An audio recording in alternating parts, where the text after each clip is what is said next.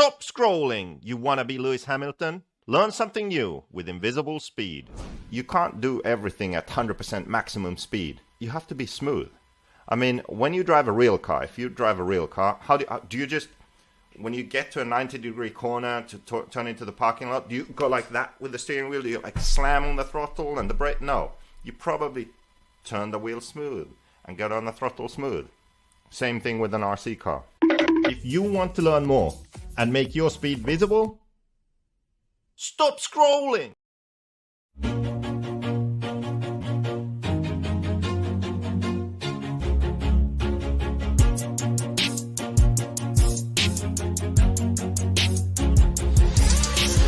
Nitro is the glory, but e-buggy pays the bills. Welcome to the No Name RC podcast. Get ready for some serious bench racing. But be warned, we speak our minds, express our thoughts, and sometimes things can get a little rowdy. Hate, and he just was influenced by the hate coming from the left, the hate coming from the right. And let's get back to more club racing and less of this grabbing racing. It's hard not to be arrogant when you're always right. See what I mean? That's exactly why people call you arrogant, Max. You may not agree with everything we say, but it's definitely worth a listen. And our pick, can you stop whatever you're doing? Join your host, Lefty the Great, with co-hosts and guests as they get together to chat RC. Hey, after that race that I watched this morning, I have to talk about it.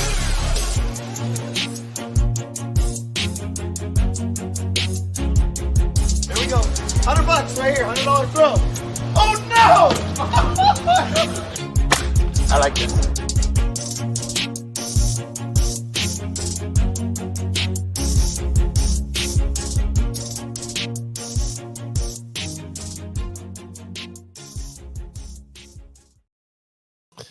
What's going on? Yes,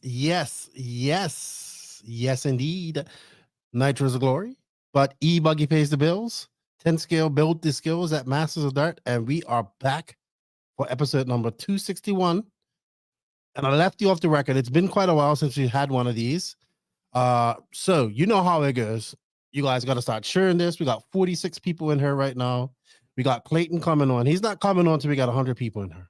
I'm doing it JQ style. We're gonna get 100 people in there. Then we're gonna start talking. It's been a lot of chit chat on Facebook about all of this stuff we're about to talk about. So please share this out to all of your groups and all that type of stuff. And if you have any questions for Clayton, if you want to know what's been going on with IFMAR and the recent Chamfergate, as I want to call it, then this is the place to be. So share to all your groups. If you're on YouTube, share it. All that type of stuff. And I welcome everybody. But before I do that, I need to say some thank yous. And I want to say thank you, Dustin, who lit right off the bat. Super chats. If you're feeling generous, we are accepting super chats tonight as well. So thank you, Dustin, right off the bat. And my boy, Daiquiri Man, who's been a member for 13 months. Thank you. And Dustin Hewlett, thank you. I appreciate it. If you love what we're doing, we accept super chats or become a patron or YouTube member. We greatly appreciate it. With that said, 54, let's go. I'll even drop it on. We'll start at 75. 75. So we'll start at 75. But before I do that, I want to say thank you to all of you out there, the NNRC squad. Obviously, we cannot do this without you. It's been an awesome 5 years of podcasting now. I think it's 5 years, yeah. We're coming up on the end of the season here. A big season. You know, I got a big push coming up here. Going to be on the road for about 4 weeks, going to various races. So there might not be that many podcasts coming out in the next month, but don't worry. We're going to have a nice Christmas show. I'm going to try and do some live ones.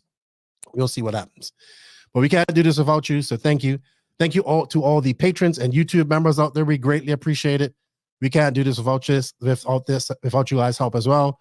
You go the extra mile. If you guys like what we're doing, you want to support financially, you can. There's links in the not in this written description, but there's links to our Patreon and YouTube membership program. They get early release. We haven't done a Patreon podcast in quite some time, but I try to always show the patrons and YouTube guys some love. So I appreciate that. If you want to do that, it helps us out a lot. Also, thank you to the awesome companies that support this podcast. Obviously, you saw the first one, The Invisible Speed. The 2.0 book is up for pre-order. So if you're looking for the latest version of the Invisible Speed book, it's going to be out by the end of the year, says Jakey. I was talking to him today. So go over, pre-order it, and get it while it's hot, because those things sell like hotcakes. And what's 59? So we got 15 more to go before we start. So shout out to Invisible Speed. Of course, High Tech RC, been a big supporter of the podcast. Sampadal USA, shout out to Hefty. Sidewinder Fuel, Hot Race Tires, Mayako, Beach RC, Techno RC, Clinic RC, Ignite Design RC, Stacked RC, Donovan RC, Racecraft USA. Shout out to the Florida RC Championship. Danny Paz at WRC, who's doing awesome stuff. Shout out to my boy Gene Strout as well, who's doing RC builds and all that type of stuff. If you want to get something built, refreshed, check him out, SJ Racing. Shout out to House of RC, RCGP, and shout out to our drivers, David Ronafalk, Jared Tebow, Robert Pattier, Alexander Hagberg, and Matty G. I am looking forward to seeing David Ronafalk drive carpet and Bruno Coelho drive carpet at the Florida Carpet Championships in a few weeks' time. In a couple weeks. So I appreciate that. Thank you, Dacry man. Look at that. Thank you, dude. Not only does this guy support me on Patreon and YouTube membership, he also always drops a super chat. So thank you. I appreciate that, man. I have no idea who he is. He's won prizes and he won't give me his address or nothing. So he is a man of mystery. What's up, Lucas Shasso? So make it to Omaha this winter. I don't think so. I'm gonna be in the southeast this winter for the next month. But we do have Clayton. I see him in the background, but we're not going to. We have 10 more people in here. I know everybody wants to talk about what's going on out there, so please share this. I know out on the West Coast. What's up, Matt Dixon? How are you? Happy hump day to you as well. It is Wednesday. It's almost race day for you guys. 66. We need 9 more. Let's get ready to rumble, says ST. I agree. I just saw that the On-Road Worlds are actually started over there in Japan. I watched Charlie Swanka's walkabout. What a beautiful facility Kenji from Infinity has built over there. When I'm done here, I'm going to go watch some On-Road Worlds, I think. Hello, Coach Nigel Thompson. How you doing? Hello, Bryce Holman, RC. How are you? Please share this, guys. We want to get 75 people in here before we start this show. We're going down in numbers. That's not how it works. X-Tech says 101 drove carpet in the last episode. I saw that. And he's actually doing the Nationals this week. I was talking to him today. And then he's, I think he goes to Hootie next week for practice, for testing. 59 people. All right, we're losing people. I think we're just going to stop the show. We're actually losing people. Oh, yeah. Don't forget the waffle. We have a waffle going on. You can go check it out. I forgot. Thank you, Lance McDonald, for reminding me. We have a waffle going on. You can win either I don't know if it's a Techno Nitro kit or e-buggy kit. I'm sure Lance will correct me in a minute. Or a Ultimate Engine and Nitro Pipe combo. I greatly appreciate everybody's support that's been helping me out with the waffles. That's how we pay for the travel expenses to get to these races. So it definitely helps out a lot. I am going to Beast of the East in January. They did a waffle as well. So thank you to everybody. Techno Nitro Buggy Kit. So $10 a spot. I think we have about 100 and something spots left. I'm not sure. So go over to Lance McDonald's. I have a link on my Facebook as well and hit it up. And yeah, man, help us out. That helps pay for all the travel over the next 4 weeks that I'm going to be doing. And hello, Talk Roland, tuning in from Western Australia. What's up, Mauricio Pardo? How are you? Yeah, man, I heard you guys. Pardo, did you have fun down in, I assume you're Nico's dad? If so, did you, congratulations. You came second. That was good. All right, 65, 126 spots remaining, says Lance. So go over to his Facebook profile and or mine, and you'll see the waffle. Please, we like to get that sold out as soon as possible because that's going to help us out. See you at AMS next week. Yep, we will be at AMX next weekend. What's up, Joe Jenkins? And all right, 68. So we need 7 more people. We've been 10 minutes and we haven't started. And I'm only going to be on her for an hour and a half tonight. I told Clayton we ain't going to keep him too long. What's up, Ashton? See you next week as well. 66. You know what? 70. 5 more, and then I'll start.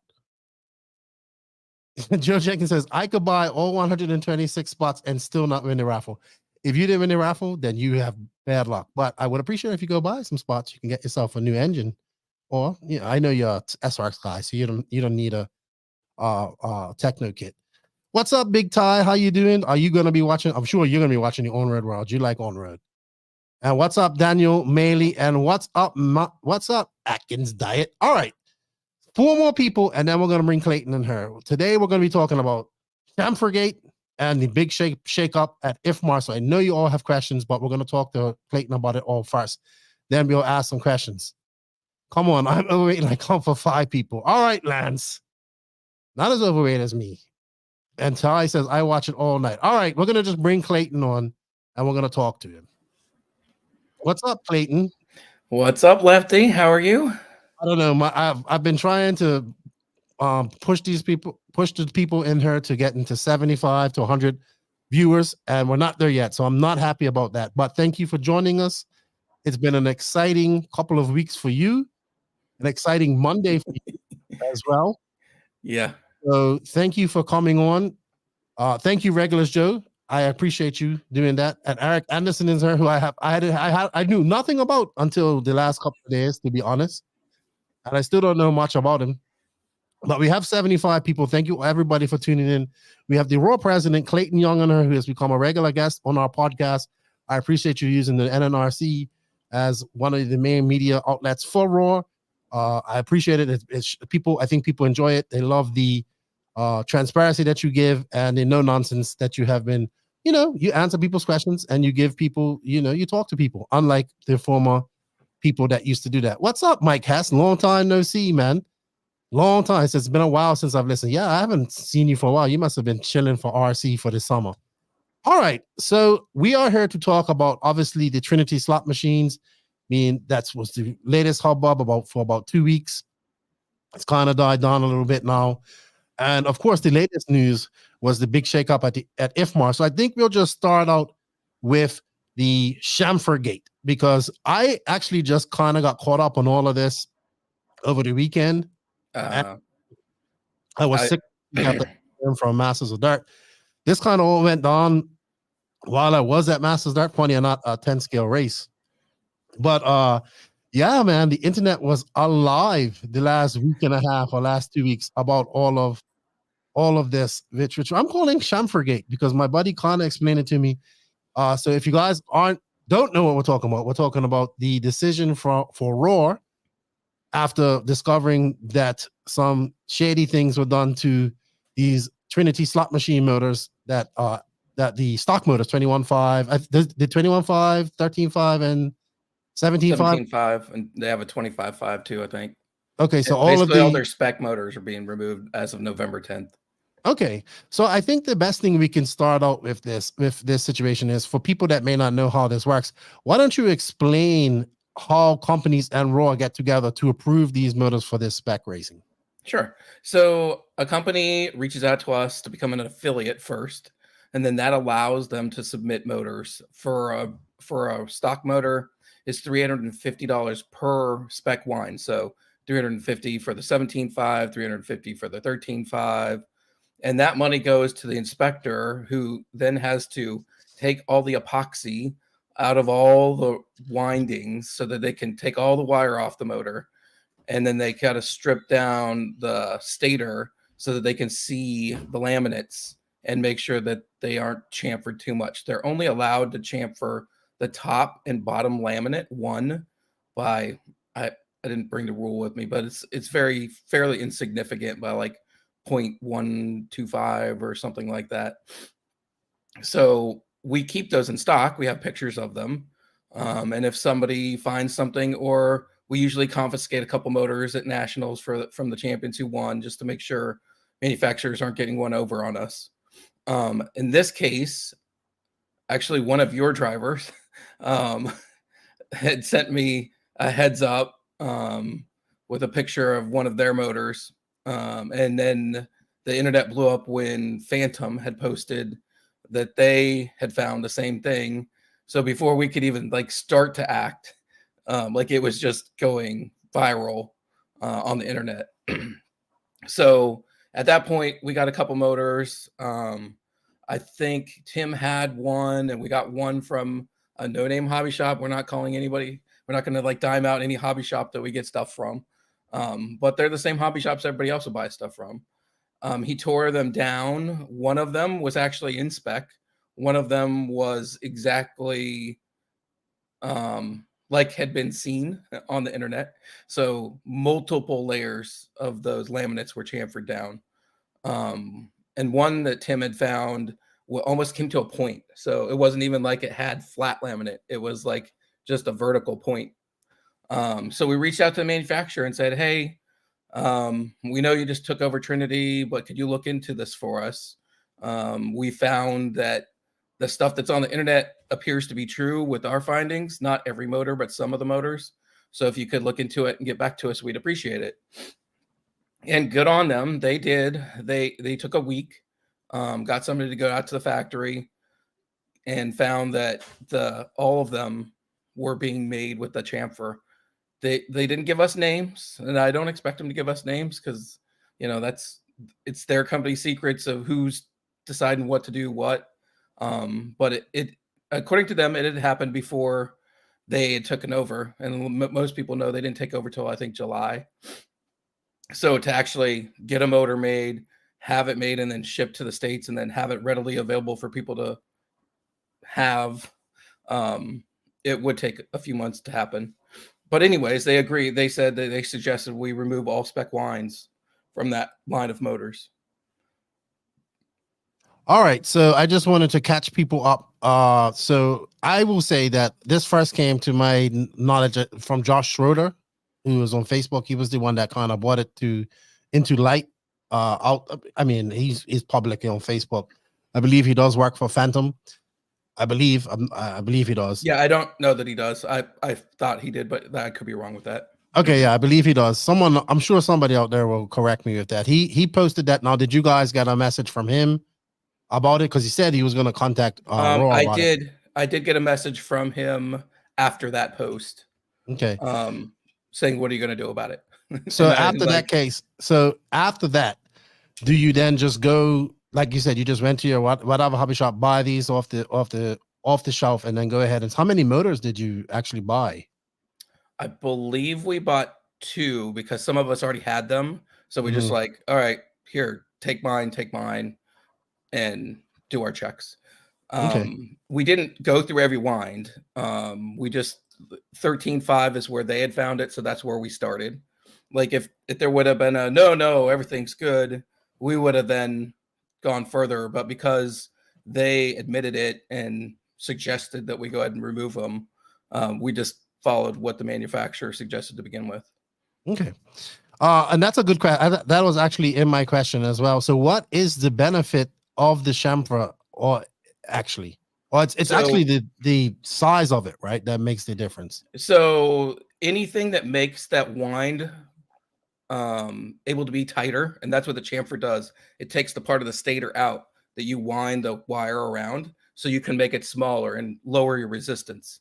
One of the benefits or pitfalls of our 1% rule is manufacturers are taking advantage of, okay, here's our motors for submission, and then we'll make sure that the motors that they bring to the track don't fall past their 1% of submission rule. So the motors that people have at the track could actually be a little bit lower in IRs than what's submitted. In the case that we tested, we didn't find any significant IR difference, like maybe 0.2 more on the couple that we tested. So it wasn't like they got a resistance advantage.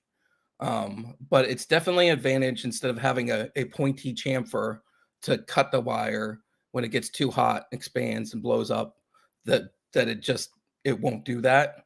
And if somebody were to start winding them tighter, they could do that because a chamfer is there, which cuts the corner off. So now they can just wrap it tighter, as does that 180 loop. Okay. All right. That makes sense.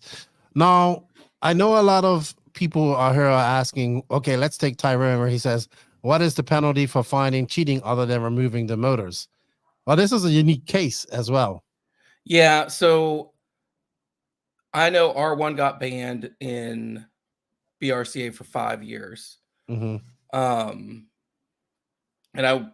I had just come on the board, or I was coming on the board as all that was happening. So I don't remember exactly if they got caught after they done it like this, where they submitted something and then later that was found that it was to be illegal. So that's why they got banned. In this case, there was no arguments. There was actually they admitted their guilt instead of us having to go to court or whatever to deal with this. So the removing of all their spec wines is what their penalty is going to be. If there was a case where we had to get into a dispute with the manufacturer, we don't have a rule that says what the penalty is. Probably something we should come up with. But the board would come up with an agreed remedy for that. In this case, because they had just bought the company, and it appears as though they didn't make the change, because it would be really hard for them to have got that many motors out that were changed that fast. Sorry. No, Eric says it was a short state of fun at the Euros that got R1 in trouble. Okay, yeah. And Eric's been on the board for a long time. We'll get into him soon. But the for this one, making sure that nobody could take advantage of it is what the penalty is basically going to be. Okay, so this is something. So all right. So people would say, why wasn't this caught at Tech, at the Stock Nationals or anything like that? I guess I would ask that too. So we don't know when the motors that were made that way actually made it stateside to be in something. So any motors that we confiscated, they've all passed. Okay. So I don't know that we confiscated a bunch this year. Obviously, we'll be doing a bunch next year because we want to make sure there's nobody else doing the same thing. But we have had other motors torn apart, the Reedy motor, R1s, that are still staying where they're supposed to be with those chamfers. Okay, so this is a slippery slope, because when you read the comments, people are mad at you, at ROAR, like they're mad at ROAR, they're mad at Horizon. And I read something here yesterday by Murph Dog, and I couldn't agree with him more. I should actually bring it up, but he posted this, and I thought that this was the best description. It's kind of how I felt when I first heard about it. So everybody is blaming Horizon. I blame Horizon for not doing their due diligence and actually checking this prior to buying it. So they are at fault for that. I think that they are left holding the evidence per se, and gonna get everything blamed them and have to pay for this, right? I think they're gonna have to reimburse people somehow, some way. They're gonna have to figure out how to do this. They can afford it, but it wasn't their fault. It wasn't what they went out and did. They didn't have time to do this. This change happened before they took over the business and all that type of stuff. So I think people's anger is a little bit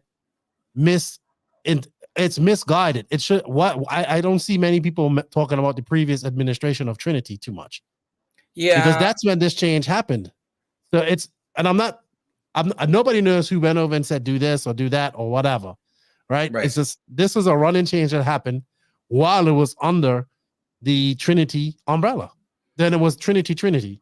Yeah, as a racer, like I probably have 5 or 6 of these motors, and I'm not gonna be able to use them anymore. I mean, I could give them to somebody who's new that is just gonna blow it up anyway, kind of deal. But I'm in the same boat of I bought a lot of these motors, and now they're paperweights as well. So I understand the frustration. I can also see, from being a racer that doesn't know like the whole inner workings of how everything happens or why everything happens, why I would just blame the people who called it out, kind of deal. Well, this is what Lance says. Rule suggestion: once the proof is removed, manufacturer must buy back all stock from retailer and racers for motors purchased within the last 365 days. Like I said, this that would be a big penalty. Yes, this but I mean Horizon could handle this, I think. Wasn't their they didn't do it, but they are responsible for it, right? So well, I hope that they do responsibility for it. Yes. I mean, only they and the people before them know when this really took occurrence and who signed the change order to the factory. Like those two companies between them would know I'm just taking them at their word that's what happened. So what would you think would be for Horizon to do in this case? I don't run a business, but like I would definitely credit people once they have a different motor to get another motor. But like I don't know how much that's really hurting them or not. Like I don't know how much money they have in the bank. I write software. I don't race. I don't really run businesses. So other than ROAR, like trying to get us out of the hole, that's about it. But that they were already talking about what the best way to help the racer back. They just hadn't come up with the best idea yet. They were still talking about it.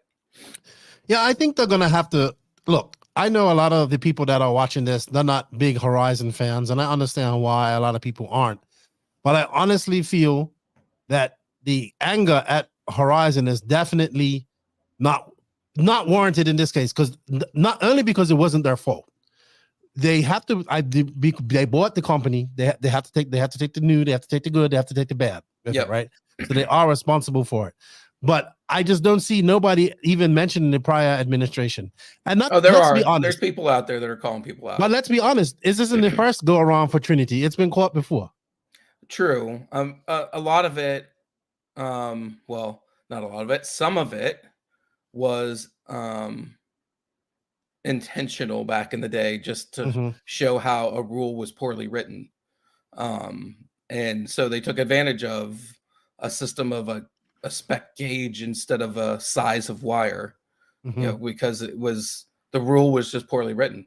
So part of it is trying to be a racer and have some kind of advantage when you come to the track. Almost any racer will do that. If they can find something that's a gray area, they'll try and fudge it. Of course. So Ken Helms, why was Phantom look at the motor? I guess they must have got a tip.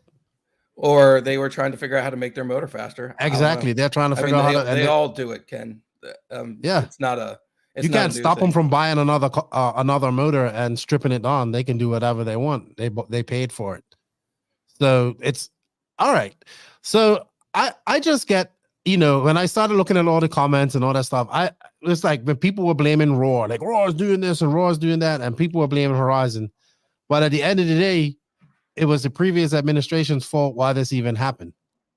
And Horizon bought it, and now they're left holding the ball, left holding the smoking gun, and they're going to have to do it. Yeah, now, I imagine from now on, when a company buys another company, one of the first things they'll do is check their product to make sure that they're not buying into something that's bad. Okay, so here's what Joey says. It says, I'm not saying ban Trinity right now, but moving forward, you get caught cheating, your brand is banned for 2 years. After 2 years, you can submit a new motor at 100% increase in fees. I would think that's fair. At 100% increase in fees. So like double their fees? Is that I think 100%? It's talking about like are you talking about their affiliate fees, Joey? Oh, probably. So Kevin goes, I'll say ROAR is going to check the Exalt motors next. I mean, I would be too. Exalt just got theirs approved, so there you go. I would expect to see them at nationals, so we'll see who the top three are. Maybe we'll just confiscate all three.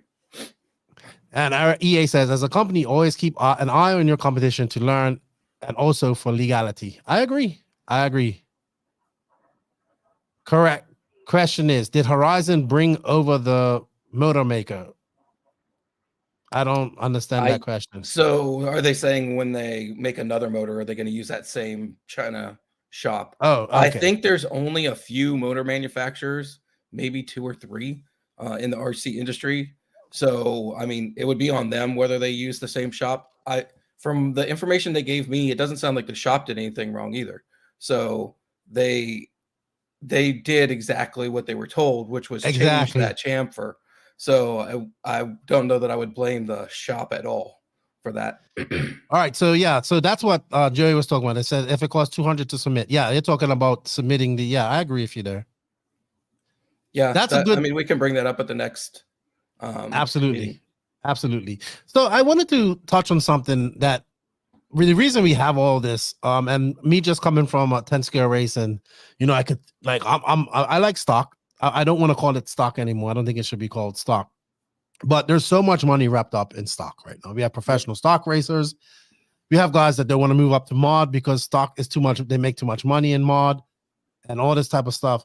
So isn't it time that I don't know, is it any way we can regulate this? Isn't it time to stop calling stock? Just have it, I don't know. We had me and my buddy Tony Noonan says, call it spec mod. What is the I look at stock as like a whole separate class now. It's not like a stepping stone to getting to mod.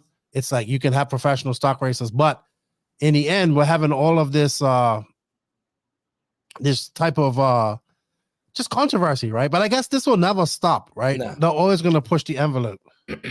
No, yeah. So I think ETS does a good job. They have a spec speedo, spec motor, and like you don't get to keep them, I don't think. So like you show up with the motors and speed controls, they sync them up to their radios, and then they go race. So you pretty much know. I don't get we make stick a tree and get out of her. It's Back to the Future reference. Okay.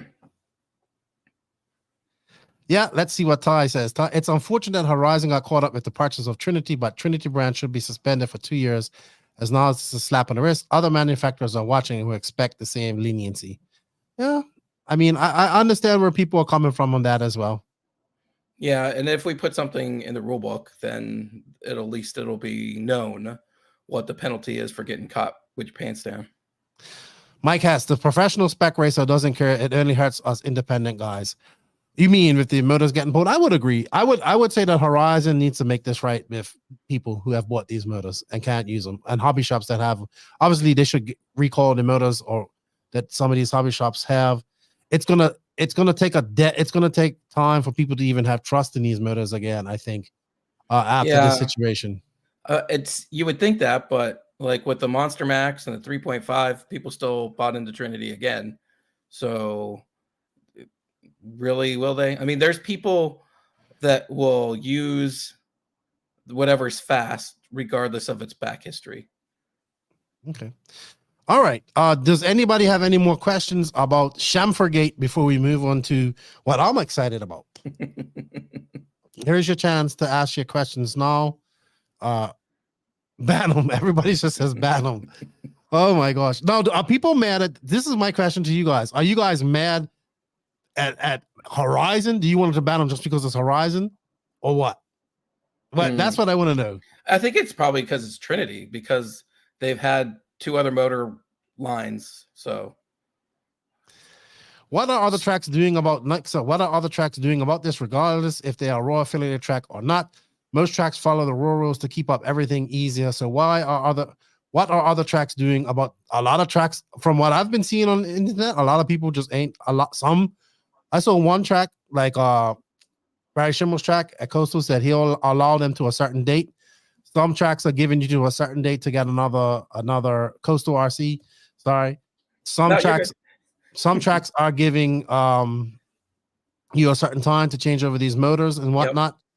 So people are giving people opportunities to change them over. So I mean, it's not really what they still have to follow the rules. Like the rules are related to stock.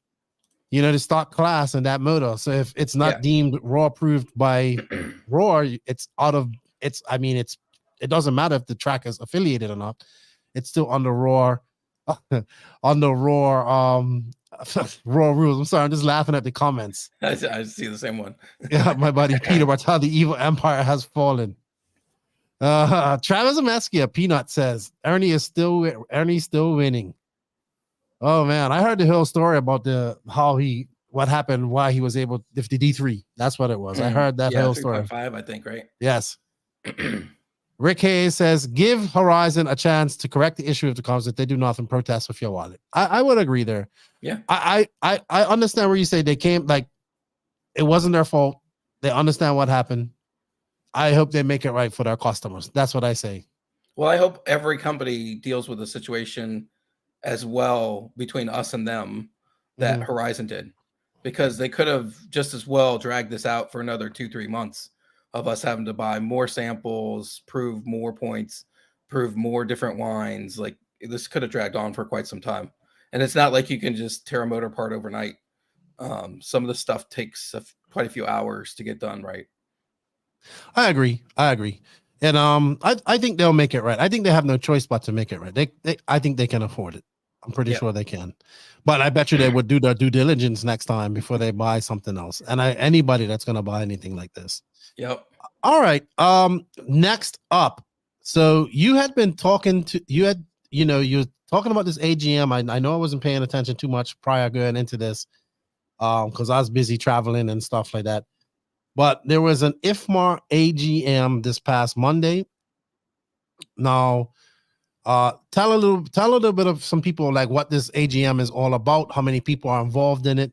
Was this the first time it was done via Zoom? I think. So yeah, so the AGM is the annual general meeting of IFMAR, and it typically happens later in the year from what I've seen through my emails. But this year it happened in August. And because it was in Japan, I wasn't going to go and make ROAR pay for me to travel to Japan. Thankfully, I got to talking to Scotty Ernst, who isn't just an announcer. He actually can drive really well, Nitro. And he's an amazing human being. He offered up to pay with flight miles, but to pay for me to go out there. I had a vacation with my daughter that weekend, so I couldn't take him up on the opportunity, but he extended it to Eric Anderson. And so Eric was able to rearrange his schedule, and Scotty took care of his flight for him and got him out there. So, all those people that are going to these races and hear Scotty's voice on live streams and stuff like that. He's not just an announcer and a voice. He is an incredible human being that cares about this sport dearly. So, all that to say, on Scotty. Yes. So absolutely. He got EA out there. Yeah. Okay. Within like a day, he scheduled him, and I think he flew either the next day or the day after. It was a very quick turnaround. Okay. So the board is supposed to consist of at least 3 members, but typically 5. Okay. For the last 4 years, it had 4, which is in violation of their constitution because it says they always have to have an odd member of board members. Right.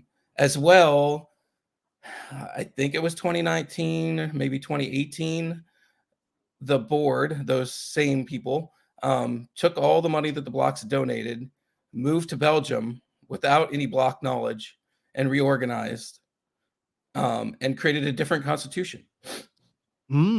So for the last 4 years, it's kind of just been run by the 4 people that ran IFMAR. So that's Jeff Parker, Carlos Gomez, Sander, and who was the other guy? And Frank Mostry.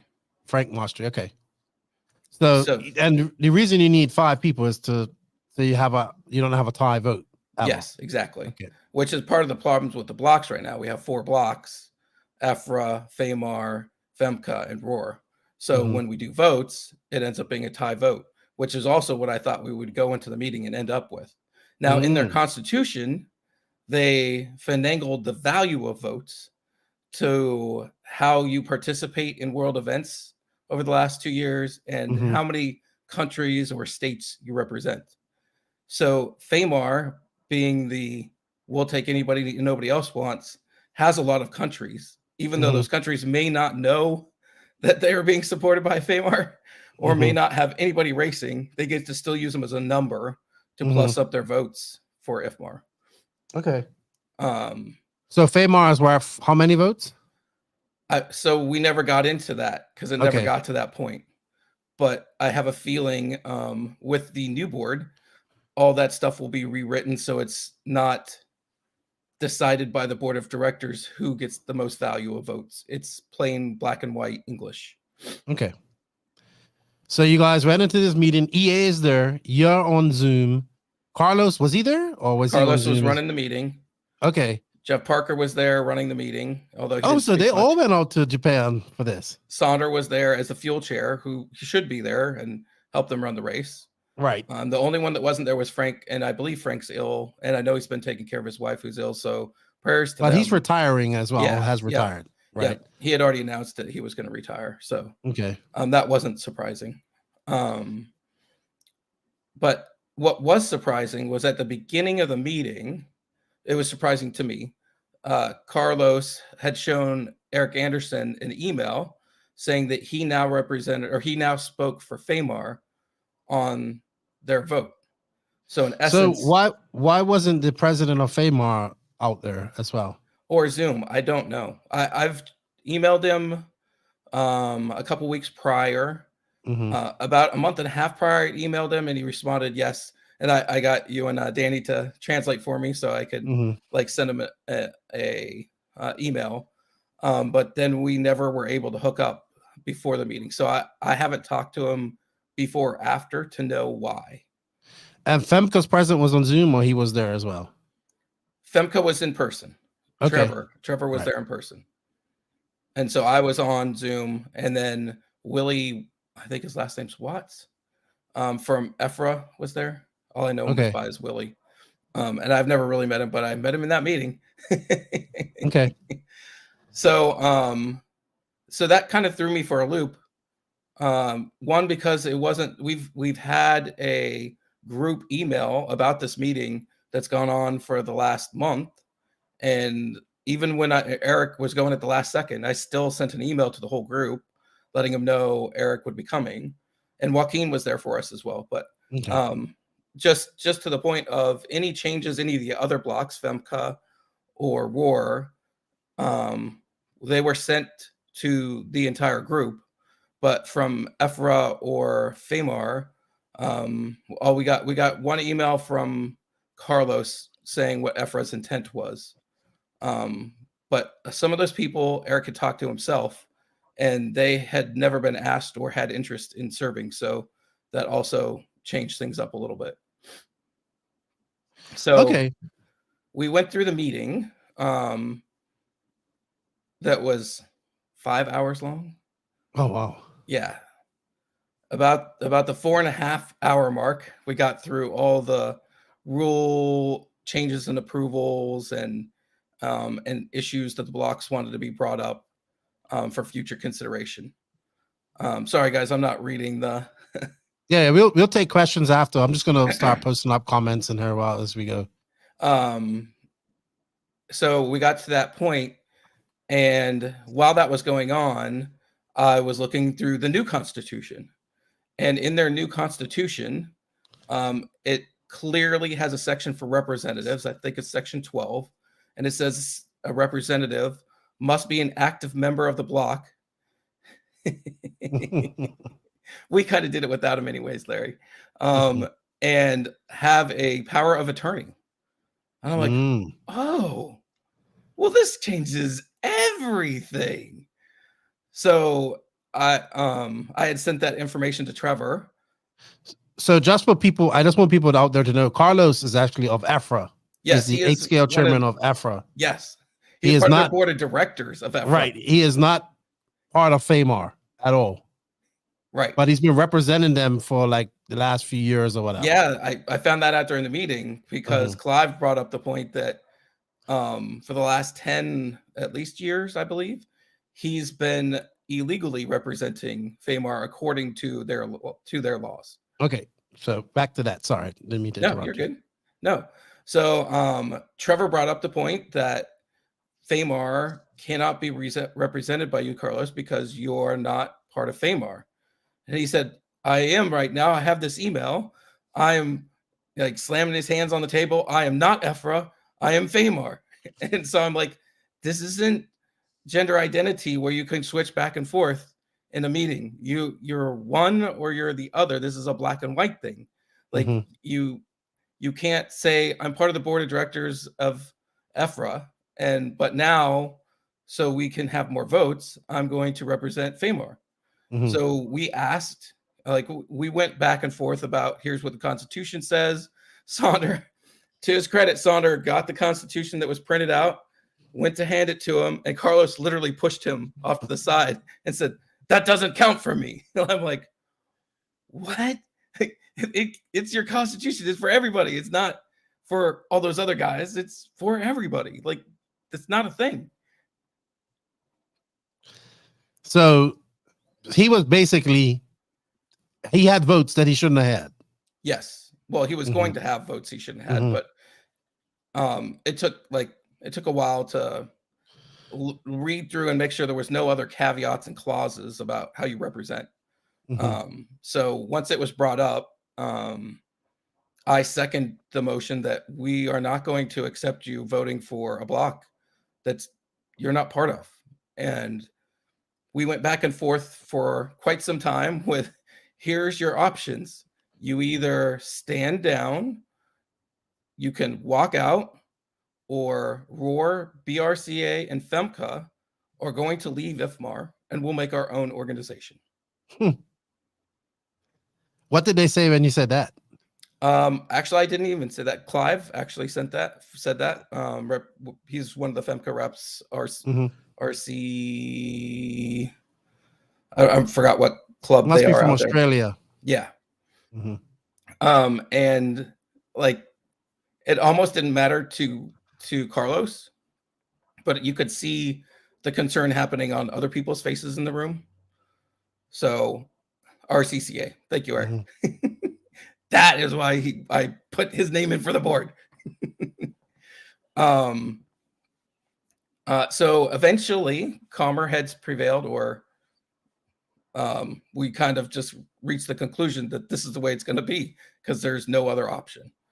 So we went to ask how we should do the vote, and we were told, well, each block's going to vote one person in, and those people will decide who the other two people are. And we're like, oh no, that is not a legal way to hold any kind of vote in any format. So we said, well, we can go name by name, but we're going to tell you right now, FEMCA and ROAR are in lockstep. So the people that we're going to vote for, like, they're going to have the most votes. So Parker spoke up and said, well, fine, then who's your board? So I think it was Trevor that said EA, Clive, Darren Newton, Tim Caparel, and Sonder. And Carlos again slammed the table. No, Darren Newton. No, you submitted him the day after. It's too late for that. You can't do that. Well, and oh my goodness, throw down that Darren Newton could not be part of the committee. So I brought up the point that he emailed EFRA in August about wanting to be on the IFMAR board. And then Willie got on there and screamed that his email never went through, his email system's broken, blah, blah, blah. I'm like, wait. Earlier in this meeting, Sonder even explained that the IFMAR email is broken, that he has to refresh his certificates a few times to make sure that the emails go through. So that's not valid. As well as Jeff Parker at the Arizona Worlds showed me Frank's email from February, where the email heading, the 2-line had a greater than less than sign before any of the email addresses, which any tech people know blocks everything after them because they're inappropriate signs. So nothing after that could be sent. So I'm like, if there's anybody, Willie, that has a problem, it's you guys over in Europe with your email system. It has nothing to do with BRCA or ROAR or anybody else. So in that sense, you guys just voted. Well, being as Frank was already retiring, you voted Carlos out and Jeff Parker out. Yep. But at that point, Carlos still was holding a dream because we had voted for 5 people, but we could only use 4 of them because he said so, basically.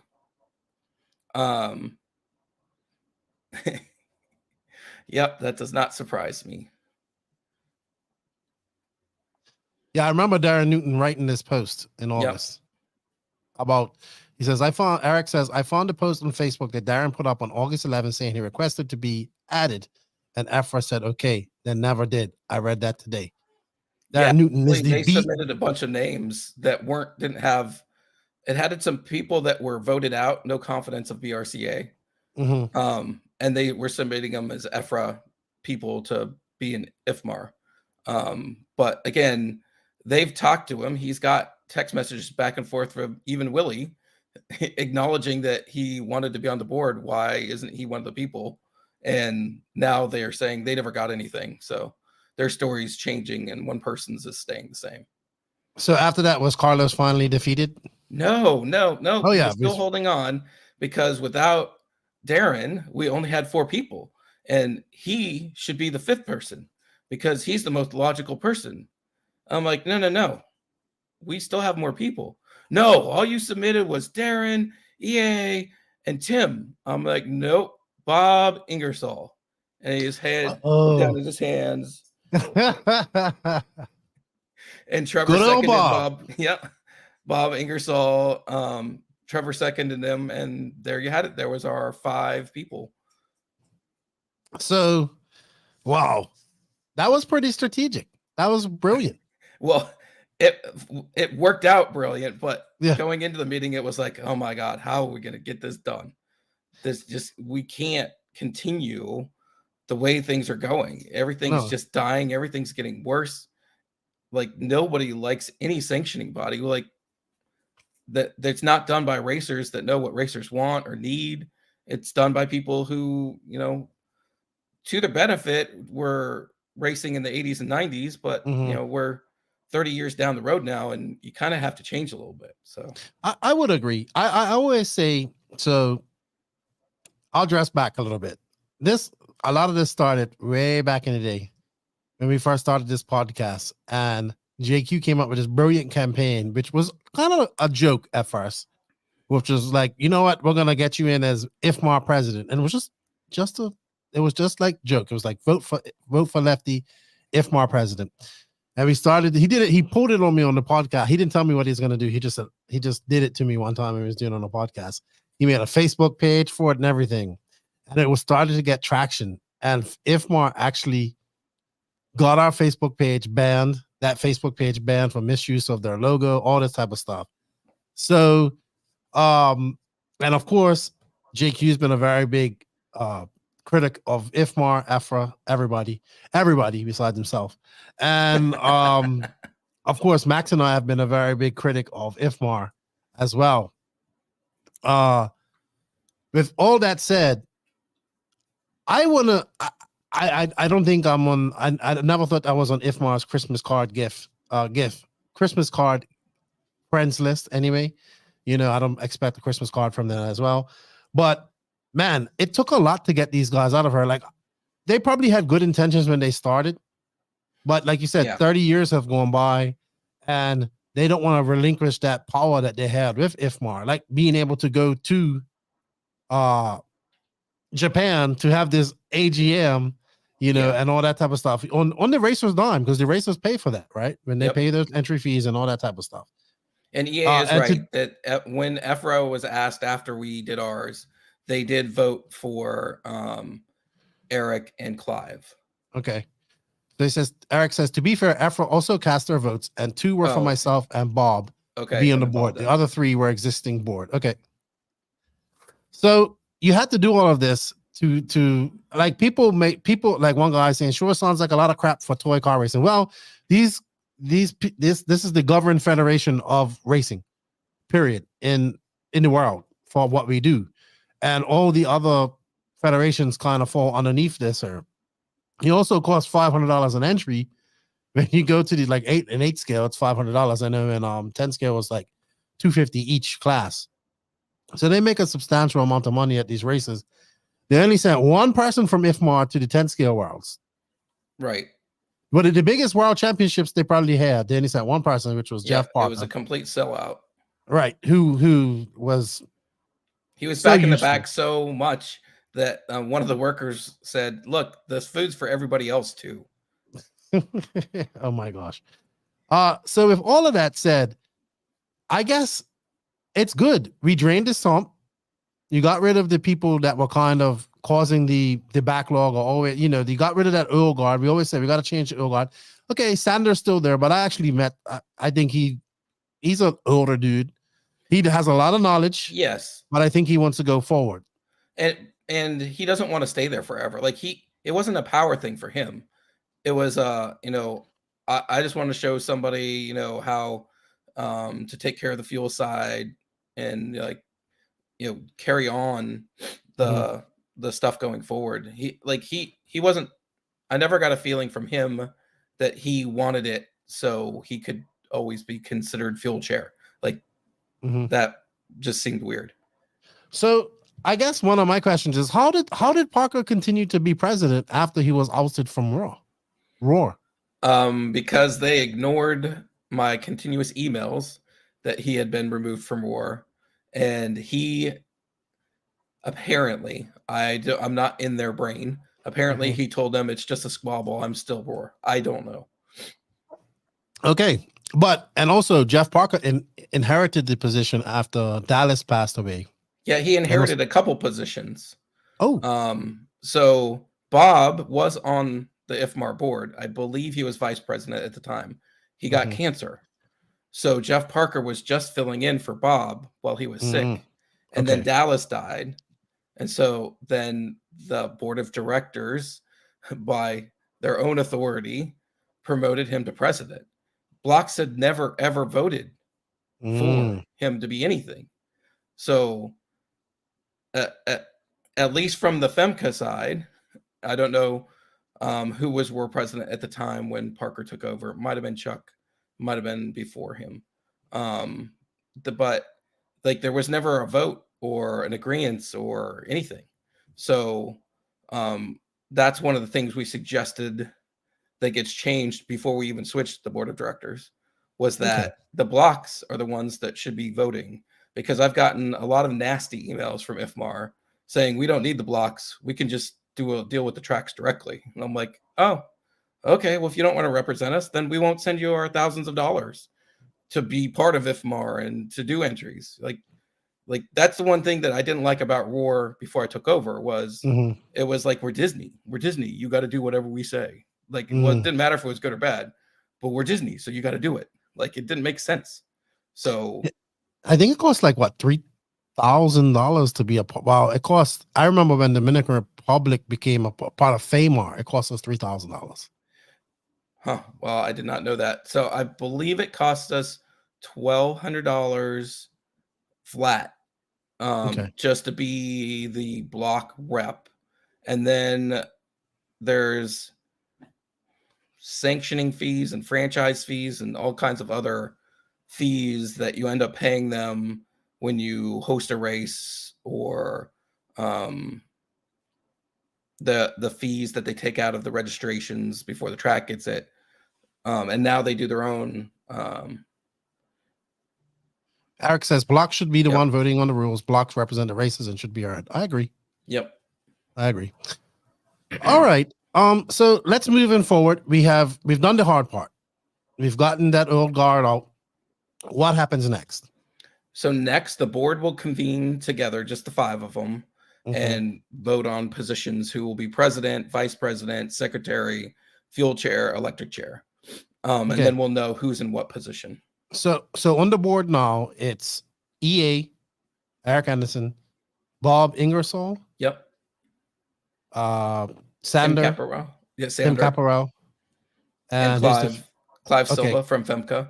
So what we wanted to do was get one representative from all blocks, and there would be one extra, which there probably needs to be a 5th block. That was another thing of contention, was, we brought up that BRCA should probably be the 5th block, because when representing at these worlds, BRCA is a large portion of EFRA anyways.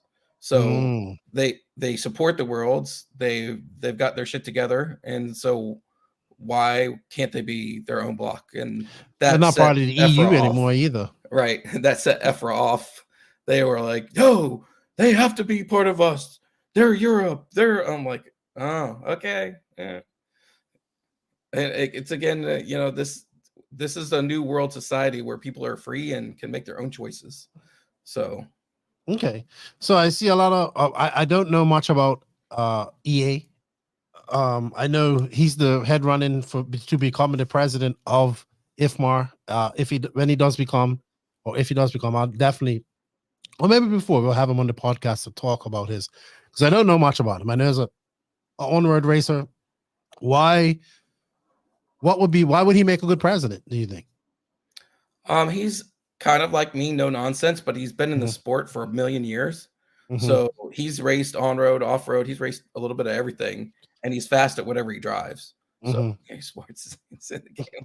I'm laughing at Nick's That's a good EA logo. Sports. It's in the game. That's a good one. That's a good one. That's a good one, Nick.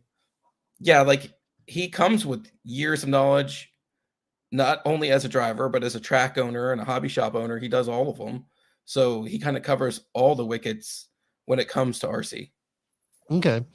Now, as a federation, as you know, what would you like to see IFMAR start doing? What would be some of the changes you would like to see them start making in our industry? Oh, I wish you were in the meeting. I had a whole list. But so the racing in general should be somewhat consistent. And it is the most inconsistent thing I've ever seen in my entire life. I thought ROAR was bad before we took over and started changing things. IFMAR is a million times worse. For example, off-road electric. We'll just take the electric classes. Off-road electric. You have qualifiers on one day with your practice. So you do your first you do 2 rounds of the 3 fastest laps. Then the next day, you do 1 more round just to see how you start in your qualifier. And you never do a resort during qualifiers. The entire rest of the event. Until the mains, you're stuck in that qualifier. So if you had a bad 3 laps and you're, in race 10 of 15, then you're staying 10 of 15 the entire event. But it's not as bad as that's not the worst of it. The worst of it is every round you start with a different race to begin with. And you don't finish that day. Instead of, being under the same track conditions, you wait a day and then you run 1 more round of qualifying, starting with the fastest guys when the track's the worst and totally different. So, okay. Now, like they could have finished it the day before and, ran in the track in the morning and then had mains. But the way that the schedule is set up, which is forced on the tracks, it breaks up seating, it breaks up qualifying, and there's not a whole lot of common sense to it for the off-road side. Well, what about progression of the hobby and the sport in general? What would you like to see come from them? Well, one, they would have to participate instead of just fly to a race and then go hide in a corner. But they should be promoting the sport. Like that's one of the hugest things about making a sport great is getting the promotions out there, letting the people know that are in the area that there is something like this. Half the people around the world and around the country don't even know the sport exists. And if you're not out there on Facebook or getting, some kind of live stream that you can share with people like that, you're not helping the sport. It is just going to die if nobody knows about it. Absolutely. Absolutely. So when will the vote for the board happen? I don't know when they plan on meeting. Okay. All of our guys know that they're part of the board of directors. And they're in the middle of doing Worlds right now out in Japan. If you don't know about it, go to Live RC. If you don't have a bonus lap membership, you should. So they have Ken Stout doing the Ken Stout and Charlie Swanker doing the announcing. Too. Oh, nice. Beautiful facility. Beautiful facility. Yeah. The facility looks amazing. You should have went to Japan. I haven't seen my daughter or done stuff with my daughter pretty much all year because of all the racing stuff. So I wasn't about to cancel the 1 weekend vacation that she gets to go on because she wanted to go see Stranger Things and The Last of Us and Lefty for VR President. That would be good. What's up, Jeff Amos? How you doing? But yeah, she wanted to go see all those haunted houses. So there's no way I was changing that. Yeah, Lance says, I pointed this out in the last Worlds. The first guys on track got screwed. Yep, I would agree. Yep. I would agree. All right. Awesome stuff, man. I'm super happy about this. When you messaged us and you're like, we did it. I was like, what did you do? And then he's like, we got this meeting has been feisty. And I was like, well, who's out? I was like, Parker's out and Carlos is out. So and look, I'm not taking away from what Carlos has done for EFRA and all that type of stuff and what he's done for all of this type of stuff. for RC, but it's time to move on, right? And you can't hold on to this. The ball was IFMAR, and now the ball isn't in their court; it's in somebody else's hands. And I think that the group of people that are involved will make a difference, right? Because there has not been no change for such a long time, and this all goes forward to legitimizing what we do, right? If our federation, like our governing body, isn't even respected by the people that race for it, that race in it, then how can the rest of the world take what we do seriously? It's exactly right. You drain the swamp. Now it's time to build. It's like ROAR. We drain the swamp. Now it's time to build it back up, and it takes time, and it takes the racer having some faith as well, and participating in these things, because I believe that the world needs to happen. I think the first thing we need to stop. We need to get away from this World Cup thing and just go right into a World Championship. Like, we don't need to have a World Cup for any of these races. Just go. We know we're gonna have a World Championship. Make it an official World Championship right from the get-go. A World Cup is they usually have the first time class races. Right. Yeah. So like E-Buggy is gonna have a World Cup next year, but just make it a Worlds. Like, E-Buggy's been around long enough. Is E-Buggy more popular in Europe than it is in the States? Because it doesn't get tons of turnout. No, but they do. You know what? When they have Euros in Europe, it gets 150 entries because they only do E-Buggy. Okay. So it's a lot of it's awesome, man. I agree. I appreciate it, what you guys done. EA, I hope EA does become the president, because he seems to be very in tune with it. Now I'm gonna have him on the podcast because I wouldn't know about him. He's not much in talking, but he is good. He says, so this is what Kim says. What's up, Kim? He's up late. He's in Sweden.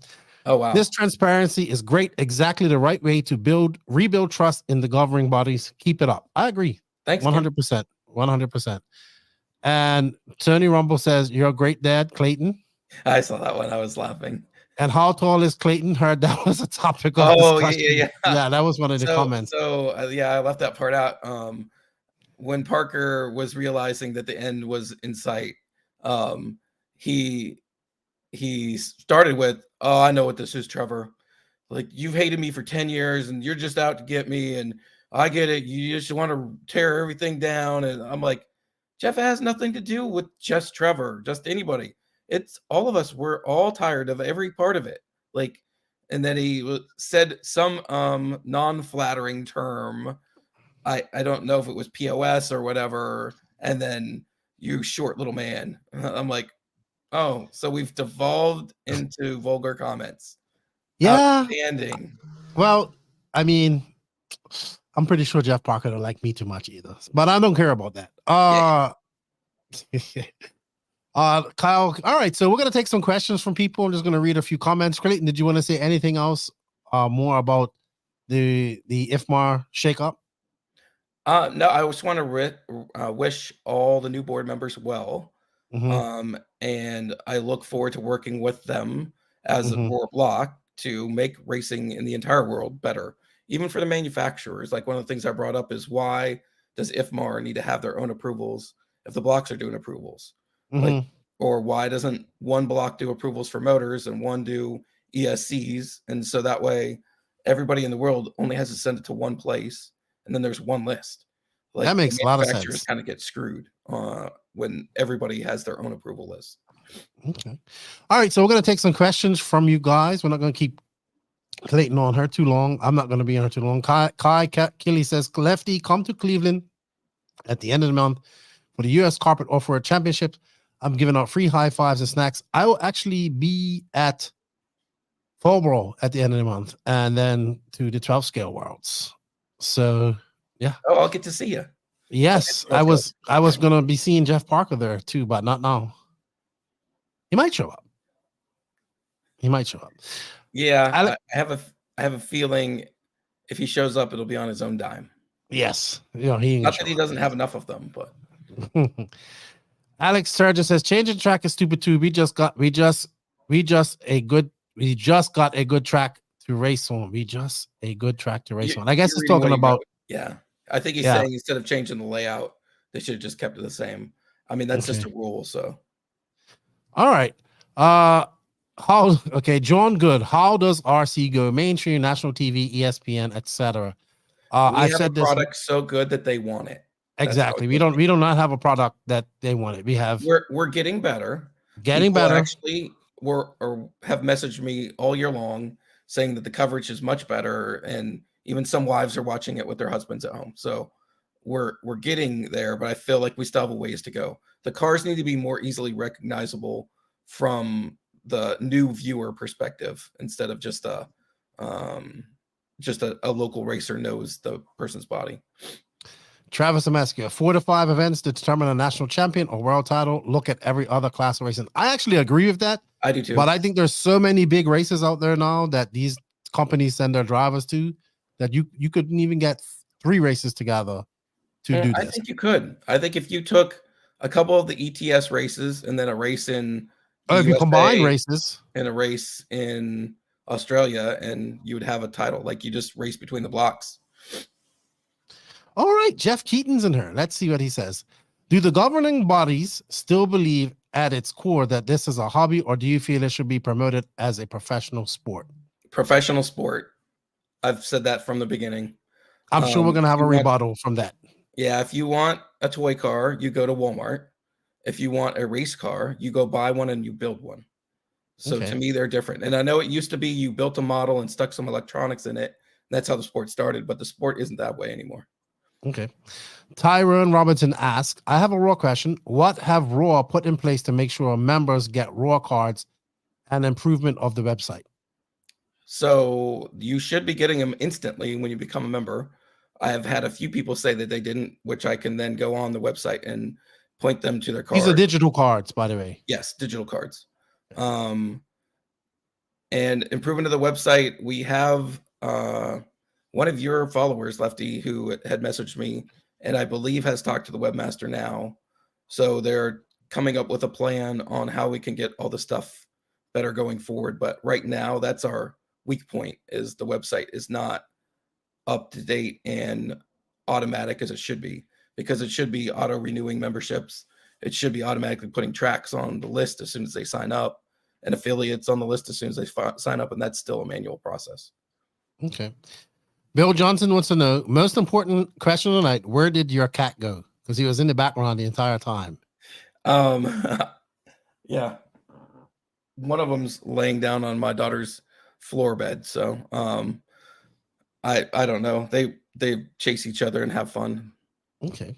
Travis Harrington, question, how did a certain brand's motor pass tech at the ROAR Nats? He says, half joking, as I'm going to be teching an oval race in 2 weeks, and I know how hard it is. Speaking of oval, have you guys gotten any further forward with actually getting these oval guys? I know they want a nationals. They want like an official ROAR nationals. Has any forward momentum came from that at all? So I believe we have agreement with Pemberton to hold 2 of his classes as ROAR national titles this year. But the problem is that race couldn't move.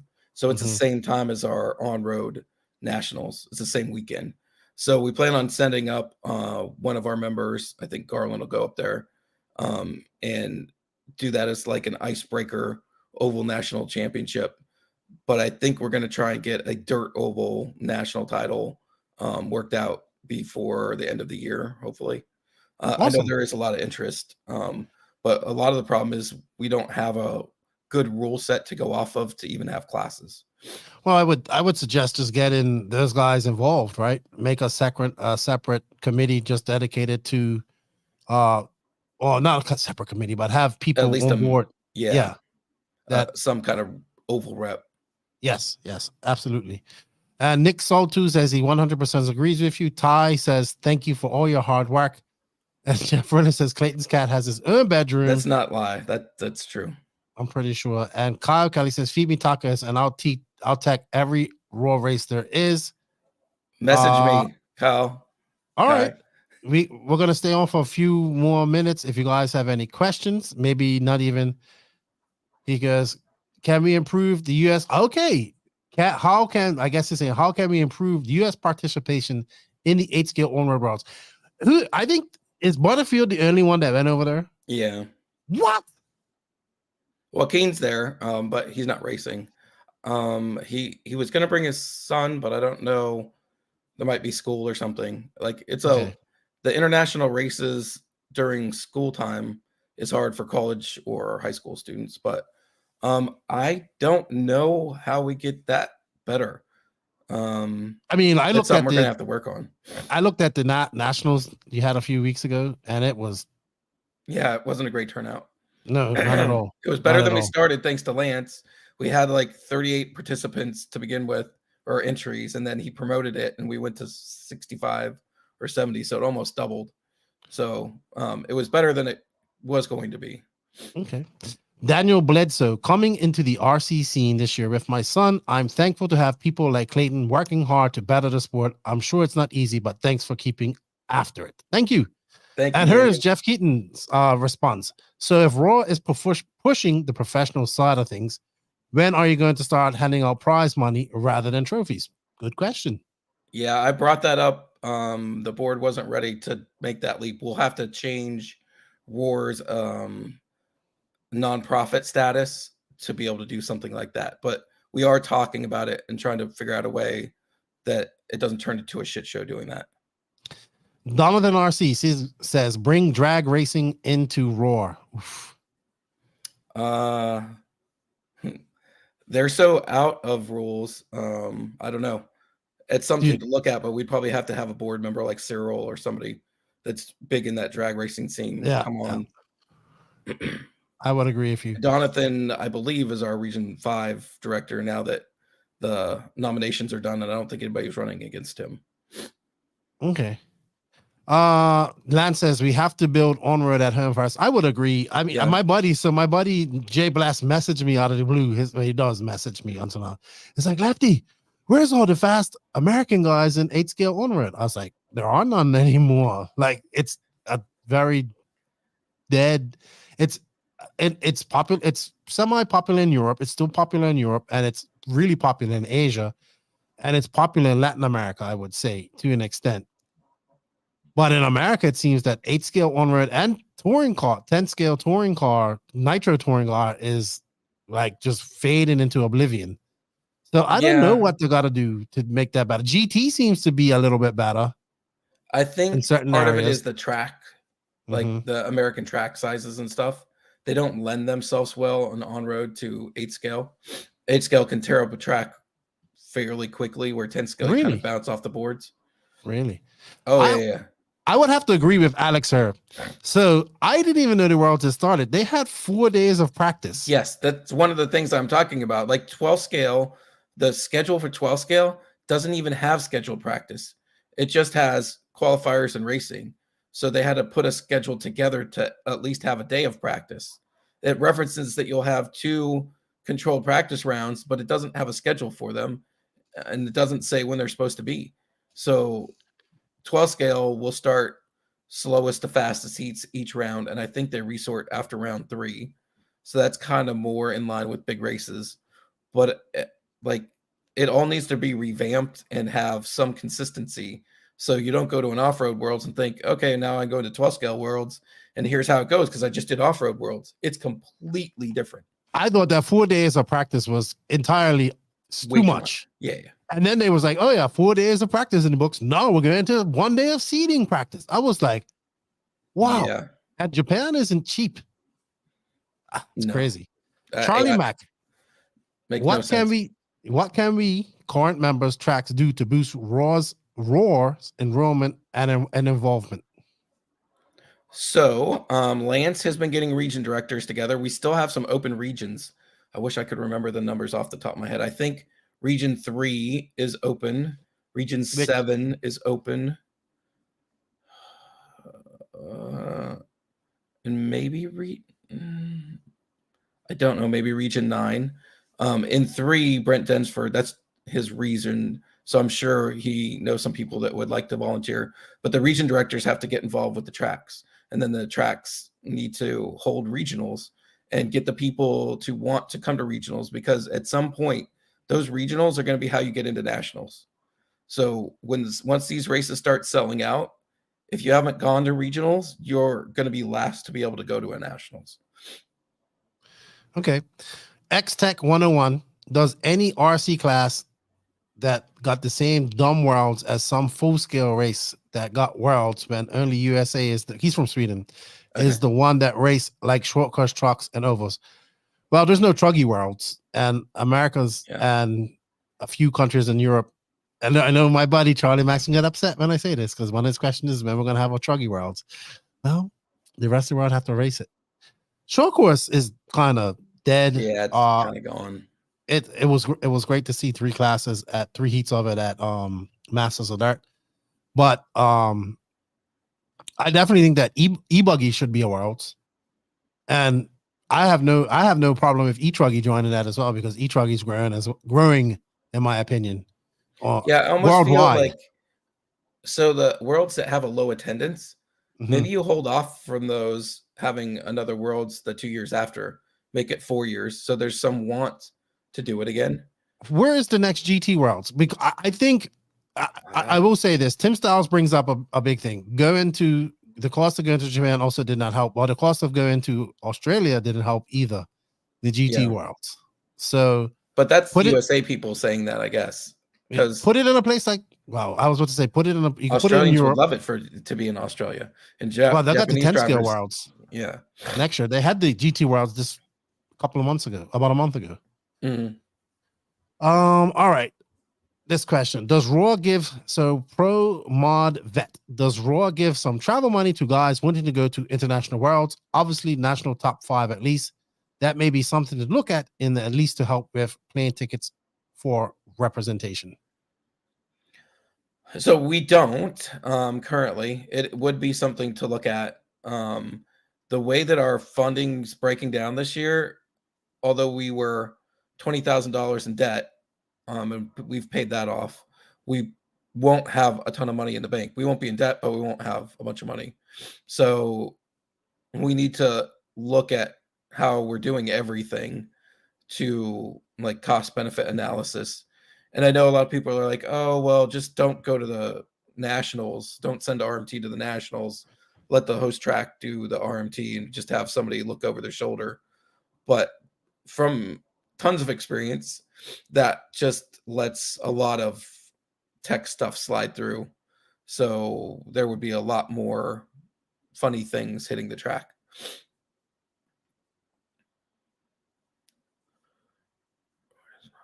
Okay, I do agree with Jeff Keaton on this. He says this has always been my point. ROAR is a non-profit designed to create rules, guidelines, and promotion of the hobby. If you want to make it a professional organization, you're then turning it into a for-profit organization. Is this not accurate? Now, JQ has always said this, and I agree with him. He says that they should be for-profit, these federations. Yeah, I think there's still some kind of 401 that you can, as long as the board members aren't profiting, like you're not profiting off the membership and stuff like that, then I think there's still a non-profit that way. But yeah, it probably should be a for-profit and people should get paid, but that's just going to make everything much more expensive for everybody. Okay. So we have a bunch of questions coming in. The Mangler says, you know who the Mangler is. Yeah. What happens when 0 tracks in your region doesn't want to hold a regional? You go mangle them and force them to put on your onesie or whatever that uniform from wrestling is, and show up at their doorstep and say, we're holding a regional. I feel like once things are better, that like a national, regionals will be something people want to attend. There's no way you can't ever have a good event if you're forcing people to be there or do something. So you have to make people want to do it. So you have to hold a good event. Okay. So Fred Costa, Elliot Boots, and Lance McDonald's. What's up? You're up late too, Elliot. It's like 3:00 in the morning in Italy. He says, could the 8 scale offer Nitro Worlds be combined with e-bike worlds? I agree. I think they should. Yeah, it's I've enough talked to time. Manufacturers about doing it for us too, for our nationals, instead of having a separate e-buggy and Nitro. Right now, the desire isn't there for that. They kind of like them being separate because at the ENATs, the guys feel much more relaxed, and it would be much more stressful for them if they were doing E and nitro in the same nats. Well, just get rid of Truggy. Yeah, I mean, it's just another buggy. Oh man, Charlie Mack's gonna get mad at me. I think at the Worlds, you're only racing one class. Yeah, You're not racing two. You're not and just run both. I would say, and that cuts down on costs for the manufacturers as well, and tires. You use the same tires. well, and that was my thought of saying we should do it for our nationals instead of having to be 2 separate events, take 5 days off for each one. Maybe you do 6 days and do both of them at the same time. So it would lower the cost for everybody, other than the people that only wanted to race nitro or only wanted to race e-buggy, I guess. Okay. Hold on, sorry. Joey Fishers goes, why not make a World Series? We touched on that. Talked about that. I think that's a good idea. I don't think we're there yet, but I think that is a good idea. And what so X-Tech was what I meant is full scale racing one like the Crandon World Cup where they raced SCT on one dirt track. He was talking about making worlds for other smaller classes. I don't think every class in RC should have a worlds either. No, in my opinion. No. And Scott Franklin says, Clayton, if Region 3 is open for representation, we need to talk. Well, shoot him an email. Clayton Young on Facebook or president@roarracing.com. Quality by the region to make the national. Oh, okay. He's responding to another comment. Land says, okay, so Badlands RC Track says the AMA sanctions motocross and supercross, but a private company promotes for the profit race. Okay. That could be something too. Mm-hmm. Lance McDonald says, my goal is to have every region with at least one event. That would be good. And thank you, Thomas Kitchens, for the $9.99 super chat. I greatly appreciate that. I as well appreciate that. Thank you, Thomas. Buggy Nats and Truggy Nats. Yes, I think people are just catching up what we was talking about. Charlie Mack says, don't tread on Truggy, spec tread on Buggy. Hashtag spec thread on Buggy. Charlie Mack is the self-proclaimed king of Truggy. Ruggy. Oh, nice. Wow. Edit Boots. I agree with you. It would save costs of manufacturers as drivers are already there, and you don't have to run both classes if you don't want to. I would agree. Yep. I need manufacturers buy-in before we make a big change like that. Okay. Thomas Kitchen says, do away with bruggy bodies and bring back the true Truggy. I don't think that's going to happen, but you can always run. It's a choice. Yeah, you can run the Truggy body if you want to. There's nothing that says you can't. It's just not going to fly the same way. Sorry. So Eric Anderson, Sean Harding is our current Regional 3 director. We have had regionals every year since he has took over that. Oh, there we go. So we just need to there was nobody that was submitted or there were no names submitted for Region 3. So thank you, EA. I totally forgot about that. And I don't know why, because that track was actually really cool. It was in a sporting goods store. So we had lots of foot traffic. It wasn't an archery shop or something? No, there was an archery shop inside of the sporting goods store, but yeah, it was a sporting goods store. Tyrone says 10 scale electric ROAR Nats is successful with running 2-wheel drive and 4-wheel drive at the same event. Why can't 8 scale nitro buggy and electric buggy do it? Well, I think you would have to do all three. And nitro. You would have to do all three. Hold a truck nationals independent from e-buggy and nitro. That has been done, and it went away because they didn't get enough entries. It was gas truck and truggy. So yeah, there is no more nitro anything except 8 scale. So on the off-road side, I mean, you could do it with e-truggy getting bigger, but I just don't. I goes back to it. So I once said on this podcast, and I got all the e-buggy specialists, got them all upset, and I said that e-buggy only guys aren't as serious as nitro guys. Nitro racers. I would agree. When we hold the nationals, there's not as much stress. Exactly. But there's not you never ever sell out the e-nationals, right? Never. Because there's no sportsman, there's no intermediate, there's no 40 plus, there's none of that, right? Yeah. Motoroma sold out in 14 minutes the other day. What was their number today, that they sold out? I don't know, but it's one of the biggest electric. It's only electric only, right? It's electric only. It's up there in the Northeast, and they're even having a problem with people scalping entries right now. Sold out in 14 minutes, but it has sportsman, intermediate, 40 plus, all those other different classes that everybody they can want win to a be a part trophy. of. That's not I'm not a fan of that. I'm a fan of you race a class to beat everybody there. I don't even like the over 40 class. I feel like if you're good, you're good. If you're not, you're not. Well, that's my point. The e-buggy guys prefer to have that sportsman, intermediate, and that separation so they can, and that's fine. There's nothing wrong with that. Whereas the nitro guys, I feel they make that trip over to wherever the nationals is. I mean, the nationals maybe don't sell out. It didn't sell out completely this year. That was but it gets way more. I limited it until it was way too late. Okay. All right. Elliott Boots. It would really help our sport, in my opinion, to have these big races at full-scale racing events. I think people would see racing for themselves. It would attract new people into the sport as our sport is more accessible for more people. This then could lead into outside sponsors for the events and possible mainstream. So I would agree if you were doing it during the downtime of the big events. One of the things that BRCA does is they have a big race inside of a shopping mall. And so they get shit tons of foot traffic. They got bleachers. They got all this stuff. Something like that where you're in the public eye and they aren't really going to go watch Taylor Swift. They're going to just walk around and look at things. Then the sport is really an eye grabber.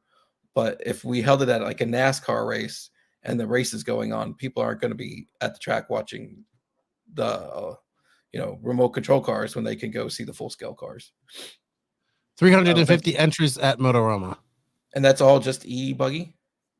Yeah, well, E-class, e-buggy, e-truggy, probably got short course in there, I would assume. Did they do somebody chime in. I think they have, but it's a separate track. Okay, so that's a separate entry list. Visions race. I think the problem with Visions, Ty, is it's too expensive for the average racer to go there. And the people at Visions are doing the full scale stuff. Yeah, I think there's so much going on that it's not a focus. Right.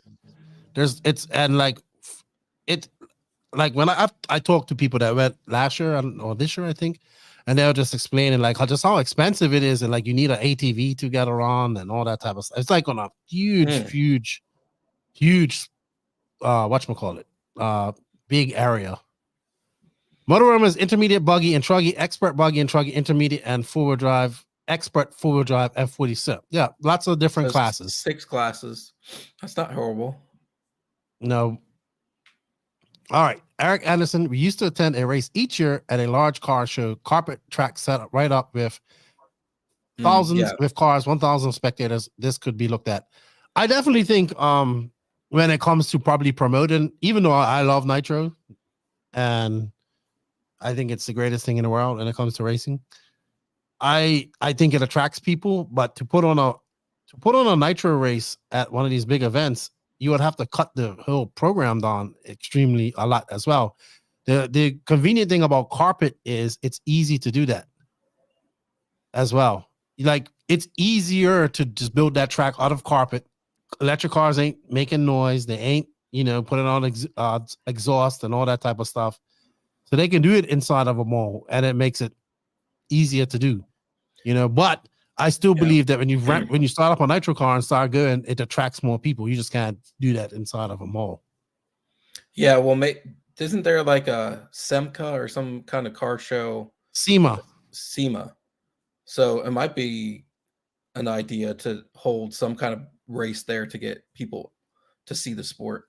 Is that indoor or is that outdoor? It's indoor, but I was recently at the H2GP, which is done. Yeah, I did catch a little bit of that. So that was when I looked up when I was announcing, and I looked up and I saw the tens of thousands of people around there, thousands of people looking at this stuff. It made me nervous, but that was a an RC event. It was different from what we're used to, obviously, but it was RC. It had big money behind it because of the hydrogen and the sustainable energy push and all that type of stuff. And it was at a convention that had tens of thousands of people there as well. Was the convention about that renewable energy source? Okay. So that's why it all combined there. Yeah. And that's where all the money, and it's also educational. So it's a STEM project that goes into high schools. So it ticks off all the boxes for these big companies that want to spend money on it. It's about sustainable energy. It's getting into high schools.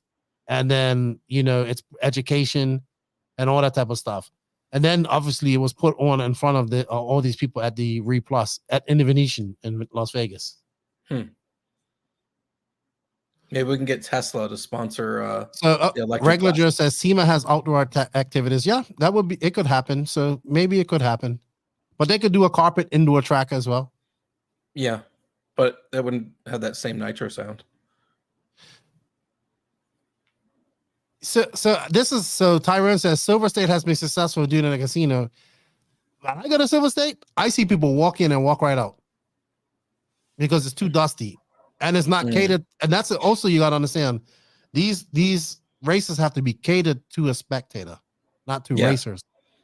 Yeah, they come in there, they don't know what's going on. They just see cars going around. They don't know who's who. They don't know nothing. When I was at the H2 GP, you was able to tell which car was which, and that because they're all painted different. They were going slower, When I'm been to Silver State, I seen people walk in and walk right out because it's too dusty and it's too smoky. And they don't know what you come to. It's the same problem. You come to an RC race, and nobody knows what's going on. The race director's calling the race for the racer, not for the people that's there. Yeah, that's why I like when Mike Braun does the announcing, because he's calling it for the people watching just as much as he's calling it for the people there. Okay. That's my thoughts on it. I've been to those two events. Yeah. And that's what Boots says. He says an exhibition show like an Eczema would be a good race. I don't know what that is. It must be something over in Europe. Maybe. It has indoor and outdoor areas with a lot of foot traffic. I agree. It just takes money to do that, right? Yep. It takes the money to do that, to put on those type of things. Yeah, I'm gonna talk with some hobby shops or whatever for this year's nationals, if any of them are interested in putting like a little practice track outside for spectators to come up, but it's got to be in an area where there's going to be spectators to make it even worth it. Charlie Mack, Clayton, will ROAR ever move to pro drivers having pro ROAR licenses so that the ROAR Nats become an A and B Nats but running at the same event? I get it. We're splitting classes, but just like Reedy Race, you should earn your way up as an invite, in my opinion. So what he wants to do is have like a A and B national champion, which I'm not against. Yeah, we have talked about that, especially for Nitro Buggy, to have your pros and then you have your amateur. So the whole thought was we had like 4 races that we'd use as qualifying events, and those people would be guaranteed into the pro class. And then the people that, maybe we had 120 pros that were in the pro class for that pro championship. And then you have your amateur championship, the person that wins that gets an invite to the pro next year, as well as, your top 20, and then the people who qualify in through those other races.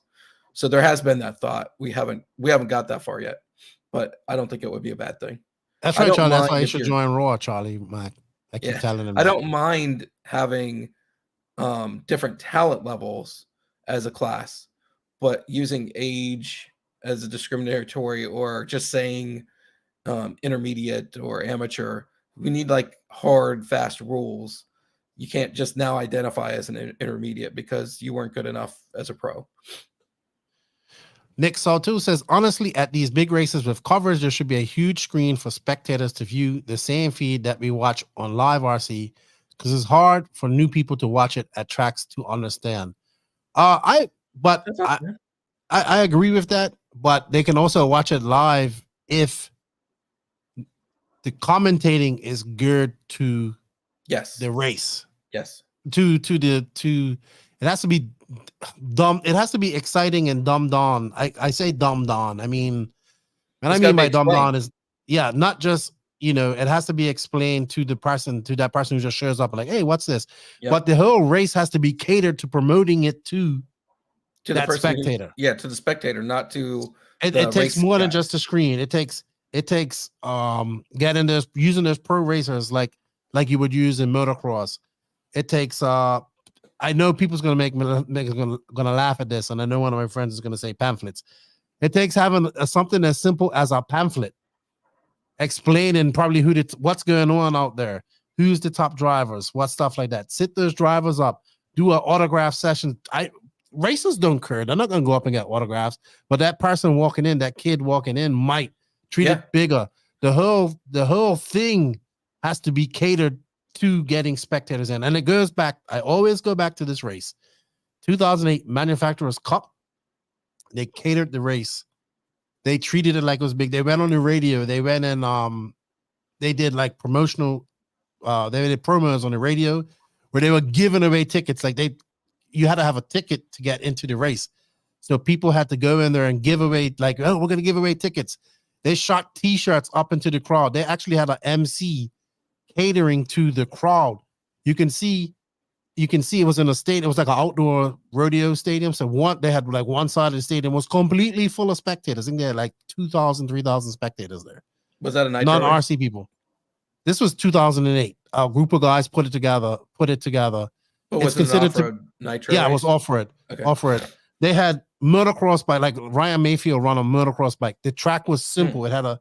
It made for great race, and it had big jumps, like a big jump right in front of the spectators where they can see it, stuff like that. So it's not just about one thing to make it. It's a combination of many things to make that race. You have to go into that race knowing that you're catering to a spectator. The problem with that is it costs money, and you will lose money, and you won't make money on it.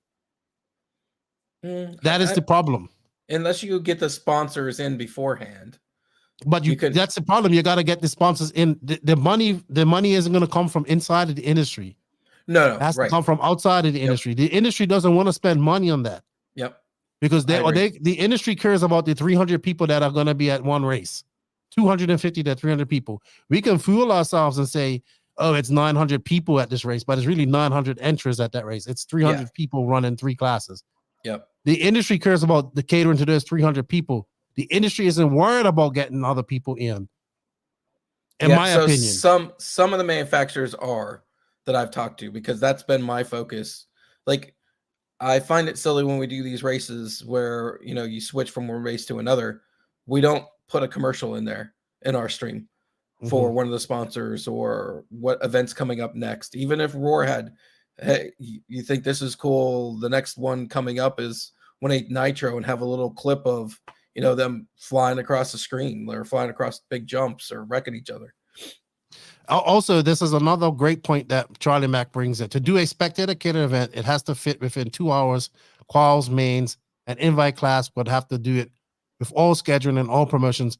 This is exactly what RCGP was trying to do. But they had to have they had an invite, like a class of just the pro. This is what you do with your pro drivers, right?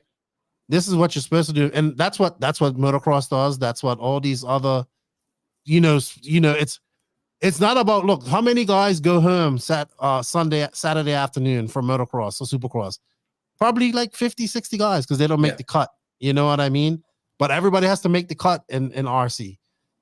I agree with it. It's you have to cater the whole race program, everything to quick. It can't be one day. They're like maybe 6 hours of the day. I don't think it will be in 2 hours, but it has to be entertaining for people. We have to get people there. You have to get behinds in seats, and that takes all promotion, and doing all that stuff. Right now, there's no incentive to do that within the RC industry. There's no place for spectators. There's no bleachers set up. Well, I mean, you go to these bigger events that we have, like we're going to AMS. There'll be seats there. But the effort to also the thing is you're not. I think you should charge people, right? Even if it's $5, you make something of each person that comes in there. That helps pay for something. But the problem is, there's no money involved in it. There's not enough money for the risk for the reward. And you need outside the industry money to do it. That's what you need. You need to have a company say, hey, here's $50,000 towards your race. Then you can go put money into spectators. Yeah, definitely. What's up, Mike Cass? How you doing? Traxxas, dude, Traxxas is a multi-million-dollar company. Yeah, I would love to see makes them probably get back more into money racing. than any of these, huh? I'd like to see them get back into racing. Yeah, if Traxxas actually got into RC racing, it would boost RC racing. Yeah. I love their slash classes. I race them myself. So I know we all want these different ideas, but it's all, come on, go. If you guys haven't seen this, go look up 2008 Manufacturers Cup. It's not the best video, trust me, because it's from 2008. But you'll see the amount of people that were there. And then after you do that, I don't know what podcast it is, but it's got Rick McCreary on it. Go look up No Name RC Podcast, Rick McCreary, and he would explain the amount of money and work and time that went into making that happen because he was a part of it. So people just need to understand that. Mike Cass says, we need more celebrity collaborations combined with a solid social media platform. I would agree there, but you know what the problem is? I would love for Lewis Hamilton to come. Yeah, that would be cool. To a race, or Travis Pastrana to come to a race. Those guys want to come to a race to chill out. They don't want to be bothered. They don't want to be the face of the race, unfortunately. So we want all this time. I think it would be so, like, could you imagine if like Travis Pastrana just showed up to race at a race? It'd be so great. Or Lewis Hamilton. It would be so great. But I think them guys, it's just, yeah, I don't know. Do an invite race at a Supercross race Nitro Buggy and the Pro Motorbikes. I mean, great idea. Great idea.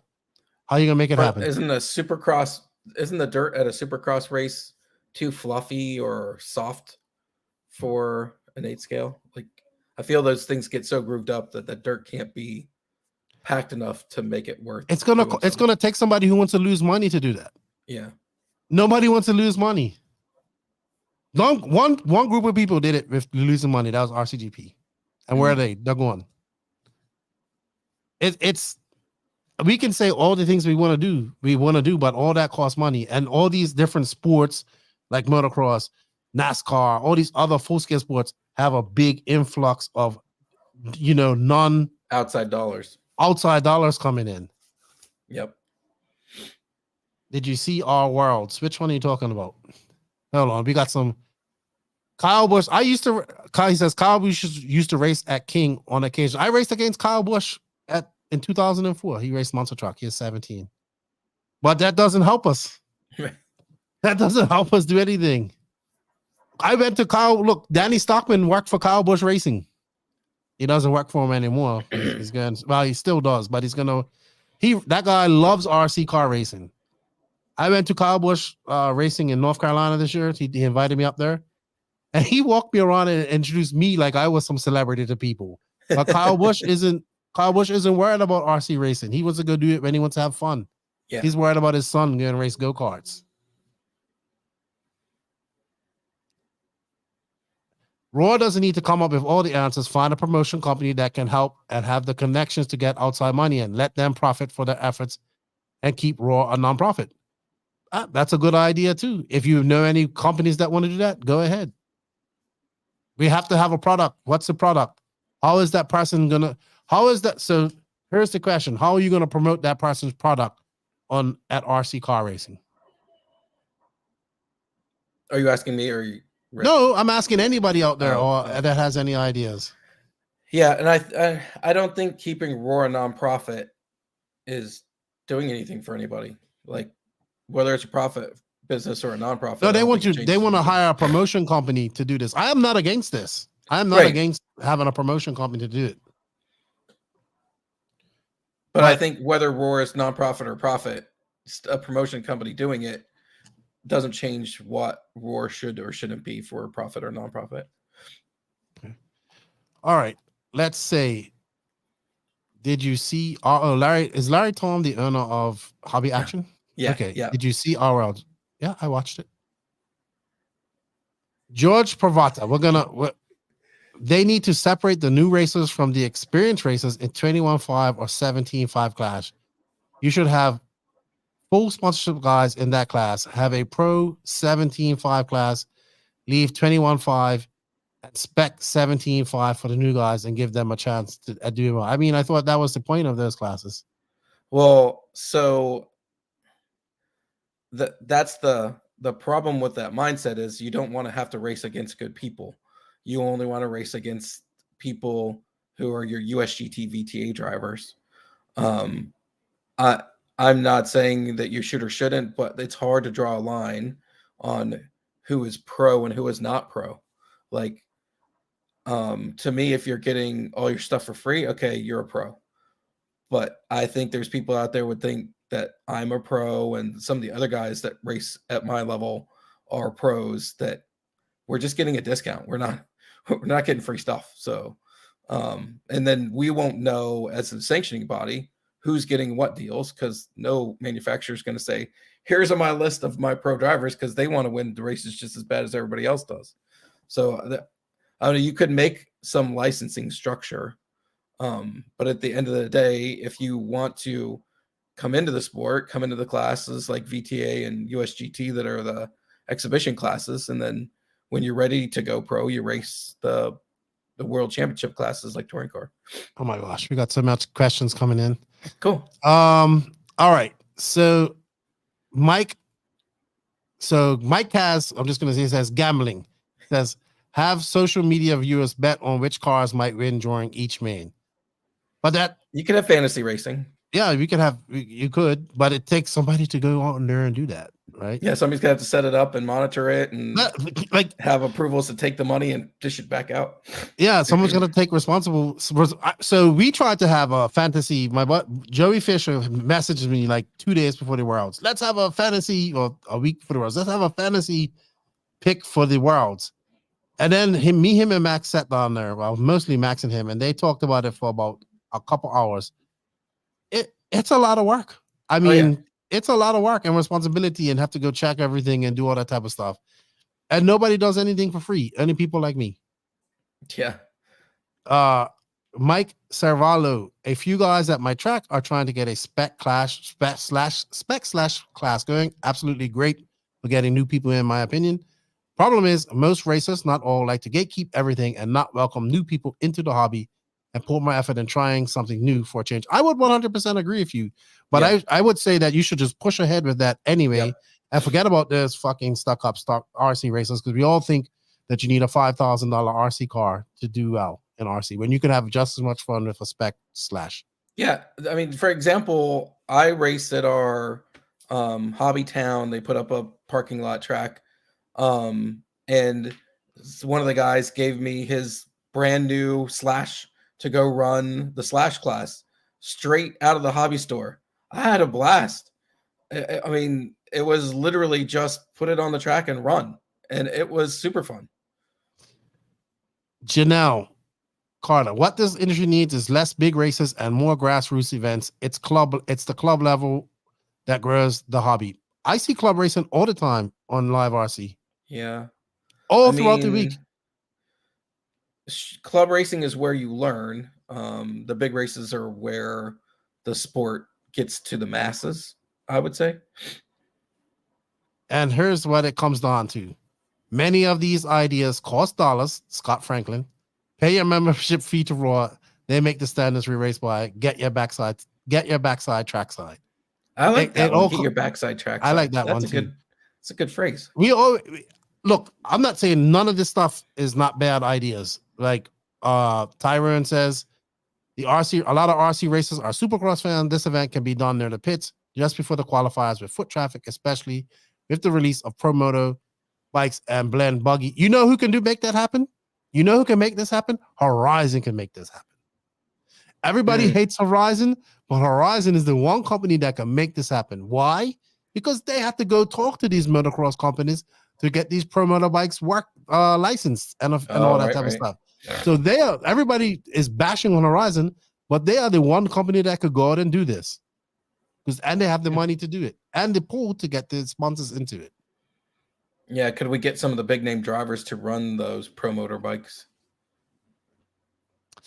All right. No, So I have not. Not okay. yet. So Charlie Max asks, Clayton, have you spoken to anyone from the AMA about your bottom line goal? You can't step in on a flight line tarmac without the AMA membership. Ideally, we'd get hobbyists. Okay, he's talking about the aviation side of RC. I thought he was talking about motocross. I believe that's what he's talking about. Okay. No, step on a flight. When he says flight line tarmac, I'm assuming. Yeah, I think that's the air thing. Yes. Ideally, we'd be getting hobbyists into ROAR as soon as they buy a transponder to ease the switch from hobbyist to racer.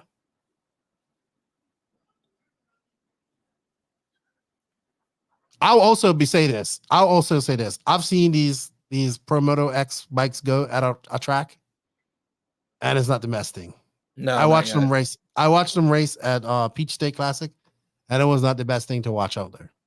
I think we need to stop trying to make the Promoto X into a class and just hope that it gets people to a track where they pick up something else. Yeah, kind of like the Slash classes. It's something you can just go buy off the shelf and run.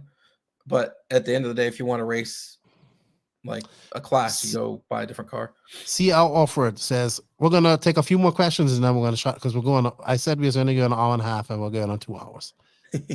Maybe we should be offering ourselves as entertainment for our big races and advertising it to the actual everyday person over the radio and other means and charge entry to spectate and cater to them. I agree with you. Yeah. I agree with that 100%. We talked about that. Like I said, go back to 2008. Go look it up. YouTube 2008 Manufacturers Cup. Then go listen to No Name RC podcast. Rick McCurry. It's an older podcast. It's about 3 years old. It's audio only. And go listen to it because he'll go into detail about how much work and what they did to get that race going because he was involved in it. So, all right. We need a way to. Oh, he's talking about the Promoto. Also, I don't know, but I think it would be a good idea to put an exhibition race at a Supercross track with the Promoto X bikes, but it's going to take Horizon to do that, and nobody likes Horizon right now. So, do you think they would be more in tune to watch a Promoto X bike instead of like the Nitro buggies? I think they could do Nitro buggies too, but it would have to be. You'd have to make a small track. It'd have to be a very quick program. Joe Zaire actually, they do something at a big in Minnesota. They do something at a big, oh man, what is it called? A big snowmobile trade show, I want to say, or a big. He'll correct me on her. And they do a little small track. It's very limited racing. Like it's a very quick program, and they got a lot of people there, and people go away. But you also it's more than just putting on the event, right? It's everything has to go in there. The promotion, everything that has to go in there. The big thing is the promotion and getting the word out to people that aren't the racers. The racers are looking for it. We have to get to the people that weren't looking for it. It just attracts them. Do a Promoto demo, then do a cash payout at RCX. RCX was a RC convention. Of course, it's going to be easy to do it there. But we don't even have RCX anymore. I heard it was snowmobile, Joe Zaire, snowmobile, grass drags, and swap meet. Huh. That sounds like a lot of things completely different in one event. Kai Golf, what's up? It's a little funny that RC wants to get big like Supercross when the reality Supercross has come across some of the issues getting more mainstream. It's definitely a cool sport. Yes, I heard Steve Mathis talking about this all the time. But the thing is, you got to understand that Supercross is way bigger than what RC is. Oh yeah. All right. We're getting crazy here, and we're gonna wrap this up shortly. Okay, so those who are in the top 3 each class can raise the world and represent the United States. Okay, so he's talking about something else. Here we go. Mike Cass. The small grassroots tracks could have their own races and build a bigger target audience for their own regional area if they were combined with world rating organizations and collaborate. All it takes is talking to the AMA Supercross to see if it's possible. Well, I know JQ went and tried to talk to oh man, what is it? Not Supercross, but the European, the FIM, I guess, whatever it's called, because they were trying to get RCGP alongside with like a, you know, like what they do, the Europe, the World Motocross, whatever. It's what basically the motocross where they go around the world and race around the world, and they race a lot in Europe and stuff like that. It costs money. These people aren't doing anything at these things if they ain't making money for them. Yeah. So go ahead. That's the thing. Go ahead and give them a call. What's your sales pitch? What's going to be your sales pitch? Hey, I can get 12 guys to race nitro cars at a track, but we need you to build a track, and we need you to build a driver stand, and we need you to do that. They're going to laugh at you and say, you need to do all of that. You need to, what are you going to do for us? That's what they're going to say to you. What are you going to do for us? There was a track or a facility in Texas that said that they would like us to hold a nationals there. And I said, oh, okay. Because they have motocross tracks and the quad tracks and some other stuff there. And they're like, we think we'd be a great facility. I'm like, okay, well, you know, we'd have to build a track. And they're like, okay, we can give you an area to do that. I'm like, okay, what do you mean an area? Well, you just come bring your tractors in and build your track. I'm like, oh, no. Like, we could bring the vehicles and the talent, but we wouldn't be bringing in heavy lifting equipment to make a track and then build some bleachers. And then, you know, they're like, well, we could help with parking. I'm like, yeah, there's a lot to make a track that, you know, just having acres of land doesn't help do. Yeah. Kai Goff says MXGP. And see our offer, it says, in my opinion, let's forget about being a sideshow for something bigger. We already have the venues. Let's use them. I agree. We need to do that on our own. And I don't think you have to believe all things possible with him. I like a challenge. I could bring Joey. Oh yeah, that's Joey's gonna do what? I build off-road tracks. He's not gonna do nothing if he ain't getting paid either. Come on, guys. You guys are just come on. It's Larry's like, got a I good wish life in worked like Arizona. that. I wish life worked like, hey, do you think I could get some space in your multi-million-dollar sporting event for free? Can you build me a track as well? I'll bring the track builder. Not gonna work. Yeah, Larry's got a nice facility there in Arizona with bleachers. So that would be something where we could get spectators to pay to come watch. And but then you got to cater. Then you're just thinking about building a track. We're not even talking about everything else that has to get involved with it. The promotion. Are we gonna sit there with motocross? Are we gonna have RC racers there in khaki shorts and t-shirts and the straw hats like we did at Visions? Or are we gonna have RC guys in full uniforms looking professional? We need a lot. We need more than that. We need to look professional in order to do things. I'm just sorry. Like it comes down to, I'm telling you, we can't even, so, oh my gosh, I wasn't going to go on a rant, but I'm going to go on a rant. We can't even get professionals to be professional in our industry yet, but you want to put it in front of the world, in front of all these people. And then like, you expect, how would you, if you can't do what motocross is doing, why would you want to do it? Like, frustrating. I mean, it's the desire to get it to be mainstream is good, but like you're saying, you have to have all your ducks in a row before you bring it to mainstream. I have a couple friends at ESPN, and I've had them look at it, and they're like, you can't tell who's who, you can't tell if they're in the lead or they're not. Like you were saying, the format's got to be to where people would understand it. Oh, we got a sneeze. I'm gonna mute it. I am muted. Don't worry.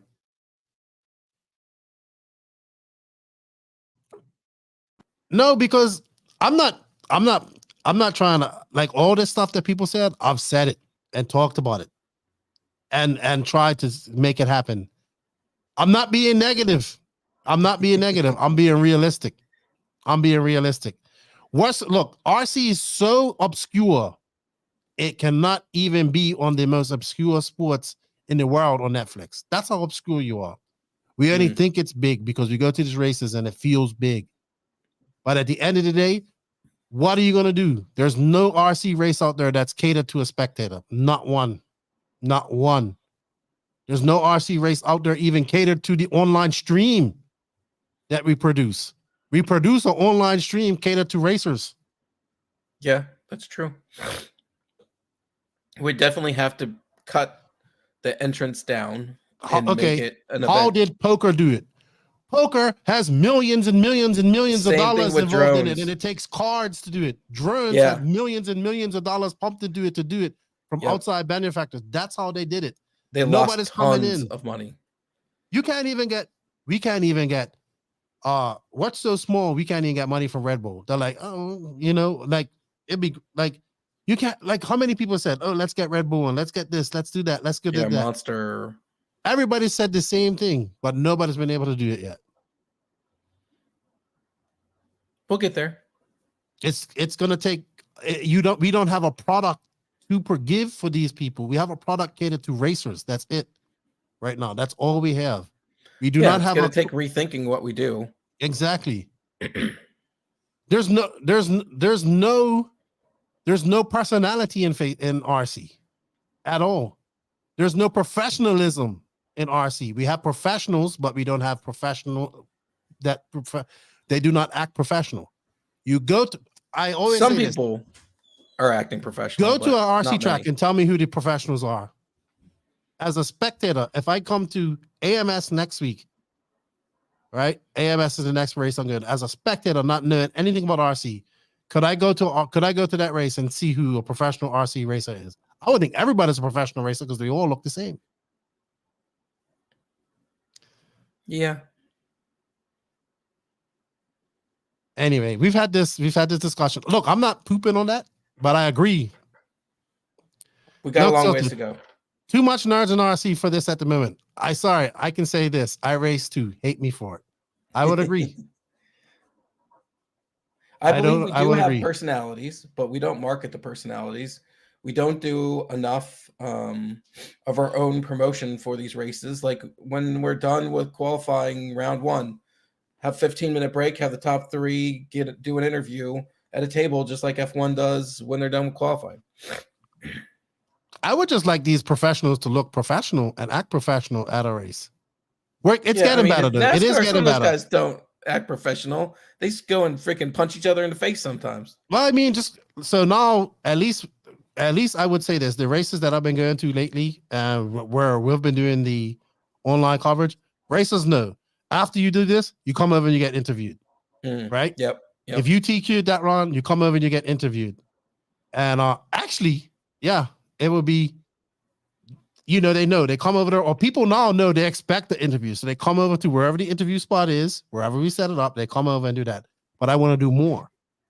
And Tyrone asked me, when am I racing again? I am actually racing 21.5 at Florida Carpet Championships. Are you really? Yes. Is it 21.5 buggy? Yes, two-wheel drive buggy. Dalton talked me into it, and I shook on it over dinner, last night at dinner at Master Dart. And he said he's going to take my car. He's going to have a car for me. I ain't got to do nothing.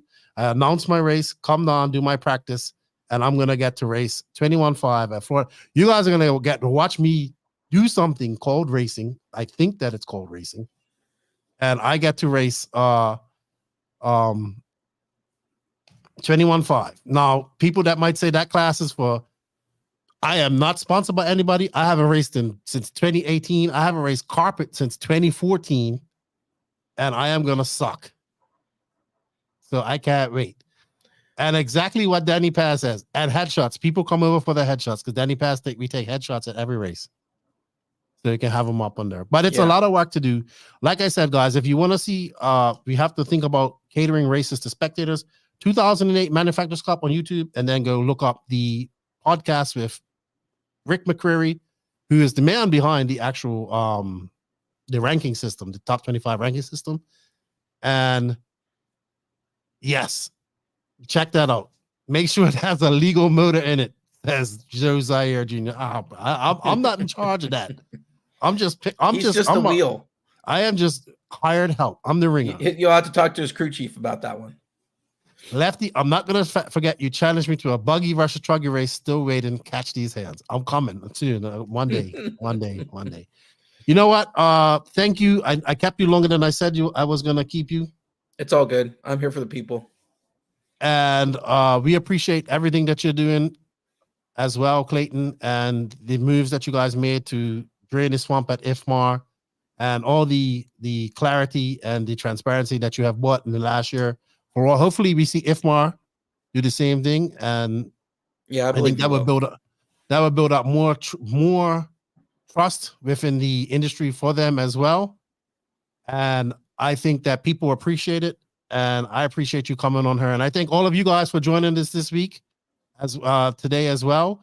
Absolutely. We have another all the good comments and ideas. Like even anybody out there can have ideas. It may work right now, it may not work right now, but if you don't give the ideas, the sport just dies, because we gotta think of ways to put these things forward. And you know what we all gotta do, and Tyrone will know all about this. We gotta all be individually good RC ambassadors. Don't be that guy at the track who doesn't want to go out there and talk to that new person that comes in and help them out, because they need help. And they do. We might be the first point of contact to them. Remember, they're nervous coming to a track, so you gotta be a little bit more. Be a good RC ambassador. Let's get them people racing and keep them racing, because we're all ambassadors and we all got to promote our sport. So even I have my moments where I'm not the most professional. I've learned to just keep my mouth shut, but there's times where I just lose my cool, and instead of being able to talk to somebody, I just keep my words to myself until I can not be so upset that I can then go talk to them after. Yes.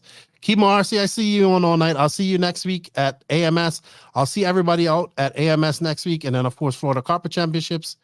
I go Florida Carpet Championships, then FRCC for Thanksgiving, which is at Callahan, Fall Brawl, and 12 Scale Worlds. A busy last part of the year for me, but I appreciate it. I'm going to miss my family, but that's what you got to do.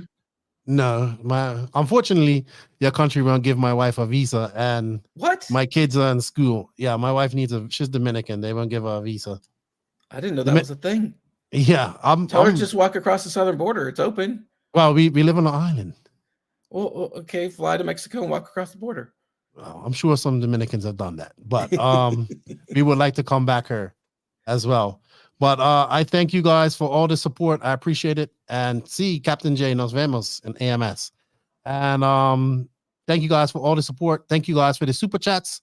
And we are dropping another podcast probably Monday. I fly Monday. And thank you, Clayton, for all your hard work. We appreciate it. Thank you for helping promote the sport, whether it's me or somebody else. You are definitely helping keeping things front and center of everybody's mind. I hope so. I hope so. And I can't do it without the support of people. So I want to say thank you to everybody. Have a good evening. Clayton, you enjoy your evening. We are going to sign off for the night. You guys enjoy your evening. Lefty and Clayton, we are out. Have a good one, everybody. See you guys later.